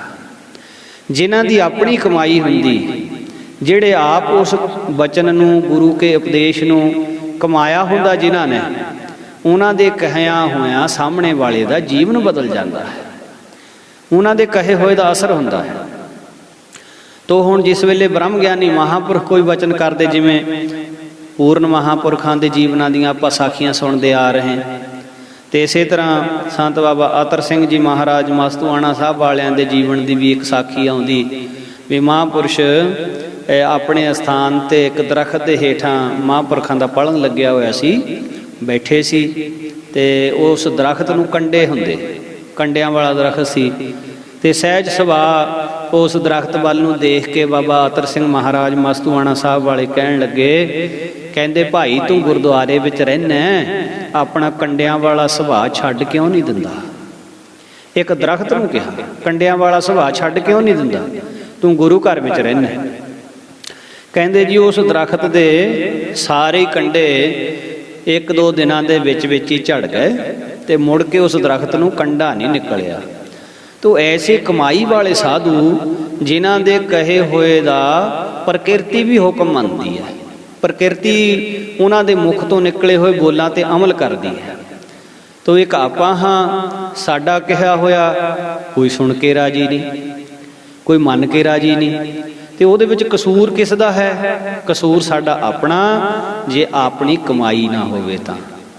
ਤੋ ਹੁਣ ਬਾਬਾ ਜਵਾਲਾ ਸਿੰਘ ਜੀ ਦੇ ਮੁਖ ਤੋਂ ਜਿਸ ਵੇਲੇ ਇਸ ਪਿਆਰਾ ਸਿੰਘ ਨੇ ਐਸਾ ਉਪਦੇਸ਼ ਸੁਣਿਆ, ਤਾਂ ਜਿਵੇਂ ਕਬੀਰ ਸਾਹਿਬ ਬਚਨ ਕਰਦੇ, ਕਬੀਰ ਸਤਿਗੁਰ ਸੂਰਮੇ ਬਾਹਿਆ ਬਾਣ ਜੋ ਏਕ, ਲਾਗਤ ਹੀ ਭੋਏ ਗਿਰ ਪਰਿਆ, ਪਰਾ ਕਰੇ ਜੇ ਛੇਕ। ਮਹਾਂਪੁਰਖਾਂ ਦਾ ਇੱਕ ਇੱਕ ਬਚਨ ਐਦਾਂ ਅੰਦਰ ਖੁੱਭਦਾ ਗਿਆ, ਬਹੁਤ ਬਰਾਗ ਆਇਆ ਸੁਣ ਕੇ। ਹੁਣ ਉਹ ਆਪਣੇ ਬਾਰੇ ਸੋਚਦਾ ਵੀ ਮੈਂ ਤਾਂ ਭੈੜੇ ਗੀਤਾਂ ਦੇ ਅਖਾੜੇ ਸੁਣਦਾ, ਅਖਾੜਿਆਂ ਦੇ ਵਿੱਚ ਨੱਚਦਾ, ਔਰ ਹੋਰ ਕਿੰਨਾ ਕੁਛ ਸ਼ਿਕਾਰ ਖੇਡਦਾ, ਮਾੜੇ ਕੰਮ ਕਿੰਨੇ ਕਰਦਾ, ਅਤੇ ਮੈਨੂੰ ਜਦੋਂ ਲੇਖਾ ਦੇਣਾ ਪਿਆ ਮੈਂ ਤਾਂ ਬਹੁਤ ਔਖਾ ਹੋਵਾਂਗਾ। ਅਤੇ ਆਪਣੇ ਬਾਰੇ ਜਦੋਂ ਹੁਣ ਇਹੋ ਜਿਹਾ ਸੋਚਦਾ ਤਾਂ ਉਹਨੂੰ ਹੁਣ ਰੋਣਾ ਆਉਂਦਾ ਆਪਣੇ ਕਰਮਾਂ ਨੂੰ ਦੇਖ ਕੇ, ਬਹੁਤ ਬਰਾਗ ਆ ਰਿਹਾ। ਅਤੇ ਮਹਾਂਪੁਰਖਾਂ ਦੇ ਚਰਨੀ ਲੱਗ ਕੇ ਬੇਨਤੀ ਕੀਤੀ ਵੀ ਮਹਾਰਾਜ ਮੇਰੇ ਪਿਛਲੇ ਔਗਣ ਬਖਸ਼ ਲਓ ਅਤੇ ਮੈਨੂੰ ਗਾਂ ਆਪਣੇ ਚਰਨੀ ਲਾ ਲਓ। ਅਤੇ ਸੰਤ ਮਹਾਰਾਜ ਬਾਬਾ ਜਵਾਲਾ ਸਿੰਘ ਜੀ ਉਸ ਨੂੰ ਫਿਰ ਸਦਮਾਰਗ ਦਾ ਉਪਦੇਸ਼ ਦੇ ਕੇ ਸਿੱਧੇ ਰਸਤੇ 'ਤੇ ਉਹਨੂੰ ਤੁਰਨ ਦਾ ਬਚਨ ਕਰਿਆ। ਤੋ ਇਹ ਪਿਆਰਾ ਸਿੰਘ ਇੰਨਾ ਬਹੁਤ ਮਹਾਰਾਜ ਦਾ ਫਿਰ ਪ੍ਰੇਮੀ ਸੇਵਾਦਾਰ ਨਿਕਲਿਆ, ਬਹੁਤ ਪ੍ਰੇਮ ਕੀਤਾ ਇਹਨੇ ਫਿਰ, ਔਰ ਮਹਾਂਪੁਰਸ਼ਾਂ ਦੇ ਹੁਕਮ ਦੇ ਵਿੱਚ ਹੀ ਆਉਣ ਵਾਲਾ ਸਮਾਂ ਫਿਰ ਇਹਨੇ ਸਾਰਾ ਆਪਣਾ ਲਗਾਇਆ। ਇਸ ਦੇ ਘਰ ਪੁੱਤਰ ਨਹੀਂ ਸੀ, ਅਤੇ ਇਹਨੂੰ ਸਾਰਿਆਂ ਨੇ ਕਹਿਣਾ, ਇਹਦੀ ਪਤਨੀ ਬੀਬੀ ਗੁਰਬਚਨ ਕੌਰ ਜੀ ਦਾ ਨਾਂ ਸੀ, ਉਹਨੂੰ ਵੀ ਕਹਿਣਾ ਵੀ ਤੁਹਾਡੇ ਨਾਲ ਤਾਂ ਸੰਤ ਮਹਾਰਾਜ ਇੰਨਾ ਪ੍ਰੇਮ ਕਰਦੇ ਆ, ਤੁਸੀਂ ਬੇਨਤੀ ਕਰੋ। ਤਾਂ ਸਾਰਿਆਂ ਨੇ ਜਿਸ ਵੇਲੇ ਕਹਿਣਾ ਤਾਂ ਪਿਆਰਾ ਸਿੰਘ ਨੇ ਕਹਿਣਾ ਵੀ ਤਾਂ ਹੁਕਮ ਦੀ ਗੱਲ ਆ, ਪਰਮੇਸ਼ਰ ਨੇ ਦੇਣਾ ਹੋਇਆ ਦੇ ਦੇਣਾ, ਅਤੇ ਇਸ ਤਰ੍ਹਾਂ ਬਹੁਤ ਸਬਰ ਦੇ ਨਾਲ ਰਹਿਣਾ। ਅਤੇ ਪਿਆਰਾ ਸਿੰਘ ਦੇ ਵੱਲੋਂ ਬਾਕੀ ਸੰਗਤ ਨੇ ਇੱਕ ਵਾਰੀ ਆ ਕੇ ਬੇਨਤੀ ਕੀਤੀ ਬਾਬਾ ਦੀਦਾਰ ਸਿੰਘ ਜੀ ਨੇ, ਕਹਿੰਦੇ ਮਹਾਰਾਜ ਵੀ ਪਿਆਰਾ ਸਿੰਘ ਇੰਨੀ ਸੇਵਾ ਕਰਦਾ, ਬਈ ਤੁਹਾਡੀ ਸੇਵਾ ਕਰਨ ਵਾਲਾ ਕੋਈ ਖਾਲੀ ਮੁੜਦਾ ਅਸੀਂ ਦੇਖਿਆ ਨਹੀਂ, ਬਈ ਮਹਾਰਾਜ ਉਹਦੇ ਘਰ ਪੁੱਤਰ ਹੈ ਨਹੀਂ, ਤੁਸੀਂ ਕਿਰਪਾ ਕਰੋ ਅਤੇ ਮਹਾਰਾਜ ਉਹਦੇ ਘਰ ਵੀ ਔਲਾਦ ਹੋ ਜਾਵੇ, ਉਹਦੇ ਘਰ ਵੀ ਪੁੱਤ ਹੋ ਜਾਵੇ। ਅਤੇ ਸੰਤ ਮਹਾਰਾਜ ਬਾਬਾ ਜਵਾਲਾ ਸਿੰਘ ਕਹਿਣ ਲੱਗੇ, ਕਹਿੰਦੇ ਇੱਦਾਂ ਕਰੋ ਵੀ ਪਿਆਰਾ ਸਿੰਘ ਇੱਕ ਵਾਰੀ ਆਪ ਮੈਨੂੰ ਆਪਣੇ ਮੂੰਹੋਂ ਕਹਿ ਦੇਵੇ, ਪਿਆਰਾ ਸਿੰਘ ਇੱਕ ਵਾਰੀ ਆਪ ਆਪਣੇ ਮੂੰਹੋਂ ਕਹਿ ਦੇਵੇ, ਤਾਂ ਫਿਰ ਅਸੀਂ ਉਹਦੀ ਅਰਦਾਸ ਕਰਕੇ ਗੁਰੂ ਨਾਨਕ ਦੇ ਘਰੋਂ ਉਹਨੂੰ ਪੁੱਤਰ ਲੈ ਦਿਆਂਗੇ, ਪਰ ਆਪ ਤਾਂ ਕਹੇ। ਤਾਂ ਪਿਆਰਾ ਸਿੰਘ ਨੂੰ ਜਦੋਂ ਸਾਰਿਆਂ ਨੇ ਕਹਿਣਾ ਮੈਂ ਮਹਾਂਪੁਰਸ਼ਾਂ ਦੇ ਹੁਕਮ ਦੇ ਵਿੱਚ ਹੀ ਰਹਿਣਾ, ਮੈਨੂੰ ਕਿਸੇ ਚੀਜ਼ ਦੀ ਇੱਛਾ ਨਹੀਂ ਹੈ, ਮਹਾਂਪੁਰਖਾਂ ਦੇ ਕੋਲੋਂ ਕੁਛ ਮੰਗਣਾ ਨਹੀਂ ਹੈ, ਜੋ ਉਹ ਦੇ ਰਹੇ ਬਸ ਉਹ 'ਤੇ ਕਿਰਪਾ ਰੱਖਣ, ਭਜਨ ਸਿਮਰਨ ਕਰਦਾ ਰਹਾਂ, ਹੋਰ ਮੈਨੂੰ ਕਿਸੇ ਚੀਜ਼ ਦੀ ਲੋੜ ਨਹੀਂ ਹੈ। ਸੋ ਐਸੇ ਸਿਦਕ ਵਾਲੇ ਜਿਹੜੇ ਮਹਾਂਪੁਰਸ਼ਾਂ ਦੇ ਸੇਵਕ, ਪਹਿਲਾਂ ਕਿਹੋ ਜਿਹਾ ਜੀਵਨ ਸੀ ਅਤੇ ਬਾਅਦ ਵਿੱਚ ਕਿੰਨੀ ਉੱਚੀ ਅਵਸਥਾ ਬਣ ਗਈ। ਸੋ ਗੁਰੂ ਪਾਤਸ਼ਾਹ ਕਿਰਪਾ ਕਰਨ, ਇਹ ਜਿੰਨੀਆਂ ਵੀ ਸਾਖੀਆਂ, ਜਿੰਨੇ ਵੀ ਵਚਨ ਨੇ, ਇਹਨਾਂ ਨੂੰ ਸੁਣ ਕੇ ਸਾਡੇ ਮਨ ਵਿੱਚ ਸੋਝੀ ਗਿਆਨ ਆਉਣਾ ਚਾਹੀਦਾ ਵੀ ਸਾਡੀ ਆਪਣੇ ਗੁਰੂ ਦੇ ਨਾਲ ਕਿਹੋ ਜਿਹੀ ਪ੍ਰੀਤ ਹੈ, ਅਸੀਂ ਆਪਣੇ ਗੁਰੂ ਨਾਲ ਕਿੱਦਾਂ ਦਾ ਪ੍ਰੇਮ ਕਰਦੇ ਹਾਂ। ਜੇਕਰ ਸਾਡਾ ਪ੍ਰੇਮ ਸਿਰਫ ਆਪਣੀਆਂ ਲੋੜਾਂ ਤੱਕ ਹੀ ਹੈ, ਵੀ ਸਾਡਾ ਆਹ ਕੰਮ ਹੋ ਜੇ, ਉਹ ਕੰਮ ਹੋ ਜੇ, ਸਾਨੂੰ ਆਹ ਮਿਲ ਜੇ, ਉਹ ਮਿਲ ਜੇ, ਫਿਰ ਸਾਡਾ ਅਸਲ ਪ੍ਰੇਮ ਨਹੀਂ ਹੈ, ਸਾਡਾ ਸੱਚਾ ਪ੍ਰੇਮ ਨਹੀਂ ਹੈ। ਜਾਂ ਲੱਭ ਤਾਂ ਨੇਹੋਂ ਕਿਆ, ਲੱਭ ਤਾਂ ਕੂੜਾ ਨੇਹੋਂ। ਜੇ ਸਾਨੂੰ ਲੋਭ ਹੈ ਕਿਸੇ ਚੀਜ਼ ਦਾ, ਫਿਰ ਸਾਡਾ ਪ੍ਰੇਮ ਸੱਚਾ ਨਹੀਂ ਹੈ। ਤੇ ਫਿਰ ਤਾਂ ਇਹਦਾ ਮਤਲਬ ਹੈ ਵੀ ਅਸੀਂ ਆਪਣੀਆਂ ਲੋੜਾਂ ਦੇ ਕਰਕੇ ਗੁਰੂ ਮਹਾਰਾਜ ਨੂੰ ਮੰਨਦੇ ਹਾਂ। ਜਿੱਦਣ ਆਪਣੇ ਮਨ ਦੀ ਭਾਵਨਾ ਇਹੋ ਜਿਹੀ ਬਣ ਗਈ ਵੀ ਮਹਾਰਾਜ ਆਪੇ ਹਰ ਇੱਕ ਰੰਗ ਹੈ, ਆਪੇ ਬਹੁ ਰੰਗੀ, ਜੋ ਤਿਸ ਭਾਵੈ ਨਾਨਕਾ ਸਾਈ ਗੱਲ ਚੰਗੀ। ਵੀ ਜੋ ਤੁਸੀਂ ਕਰਦੇ ਹੋ ਮਹਾਰਾਜ ਉਹ ਠੀਕ ਆ। ਕੁਦਰਤ ਕਵਣ ਕਹਾ ਵਿਚਾਰ, ਵਾਰਿਆ ਨਾ ਜਾਵਾ ਏਕ ਵਾਰ, ਜੋ ਤੁਧ ਭਾਵੈ ਸਾਈ ਭਲੀ ਕਾਰ, ਤੂੰ ਸਦਾ ਸਲਾਮਤ ਨਿਰੰਕਾਰ। ਐਸਾ ਪਿਆਰ ਹੋਣਾ ਚਾਹੀਦਾ ਇਹ ਗੁਰੂ ਮਹਾਰਾਜ ਕਿਰਪਾ ਰੱਖਣ। ਸੋ ਆਓ ਭਾਈ, ਇਤਨੀ ਕੁ ਹਾਜ਼ਰੀ ਸਮਾਂ ਪ੍ਰਵਾਨ ਕਰਿਓ। ਬੇਅੰਤ ਸੰਗਤਾਂ ਲਾਹਾ ਲੈਂਦੀਆਂ ਹਰ ਰੋਜ਼। ਮਹਾਰਾਜ ਕਿਰਪਾ ਕਰਨ, ਮਹਾਂਪੁਰਖਾਂ ਦੇ ਜੀਵਨ ਦੀ ਆਪਾਂ ਇਸੇ ਤਰ੍ਹਾਂ ਵਿਚਾਰ ਕਰਦੇ ਹੋਏ ਆਪਣਾ ਸਮਾਂ ਸਫਲ ਕਰਦੇ ਰਹੀਏ। ਆਉਣ ਵਾਲੇ ਦਿਨਾਂ ਵਿੱਚ ਵੀ ਇਸੇ ਤਰ੍ਹਾਂ ਜੁੜੇ ਰਹੀਏ। ਸਭ ਦਾ ਧੰਨਵਾਦ ਜੀ।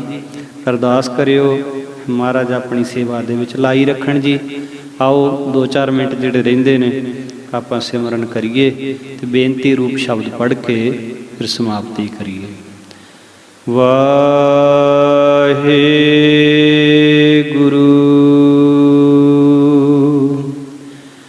ਵਾਹਿਗੁਰੂ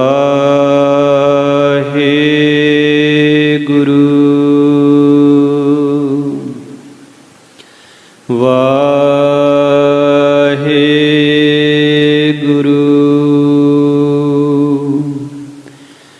ਵਾਹਿਗੁਰੂ ਵਾਹਿਗੁਰੂ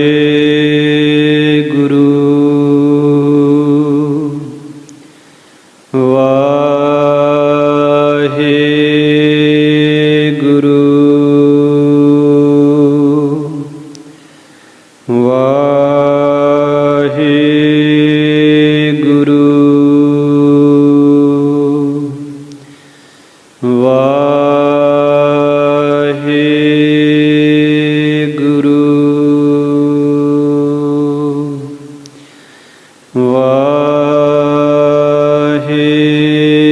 ਵਾਹਿਗੁਰੂ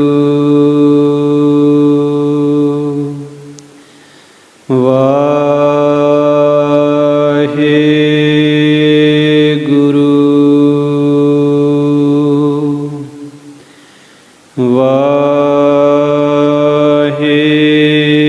ਵਾਹਿਗੁਰੂ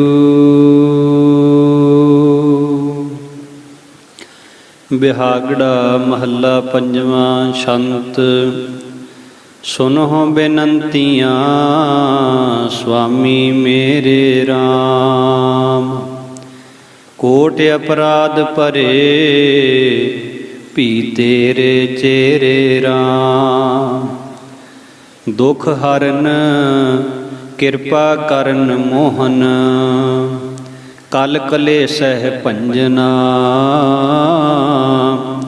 ਸਰਣ ਤੇਰੀ ਰਖ ਲਿਓ ਮੇਰੀ, ਸਰਬ ਮੈਂ ਨਿਰੰਜਨਾ, ਸੁਨਤ ਪੇਖਤ ਸੰਗ ਸਭ ਕੈ, ਪ੍ਰਭ ਨੇਰ ਹੂੰ ਤੇ ਨੇਰੇ, ਅਰਦਾਸ ਨਾਨਕ ਸੁਣ ਸੁਆਮੀ, ਰਖ ਲਿਓ ਘਰ ਕੇ ਚੇਰੇ, ਸੁਨਤ ਪੇਖਤ ਸੰਗ ਸਭ ਕੈ, ਪ੍ਰਭ ਨੇਰ ਹੂੰ ਤੇ ਨੇਰੇ, ਅਰਦਾਸ ਨਾਨਕ ਸੁਣ ਸੁਆਮੀ, ਰਖ ਲਿਓ ਘਰ ਕੇ ਚੇਰੇ। ਵਾਹਿਗੁਰੂ ਜੀ ਕਾ ਖਾਲਸਾ, ਵਾਹਿਗੁਰੂ ਜੀ ਕੀ ਫਤਿਹ।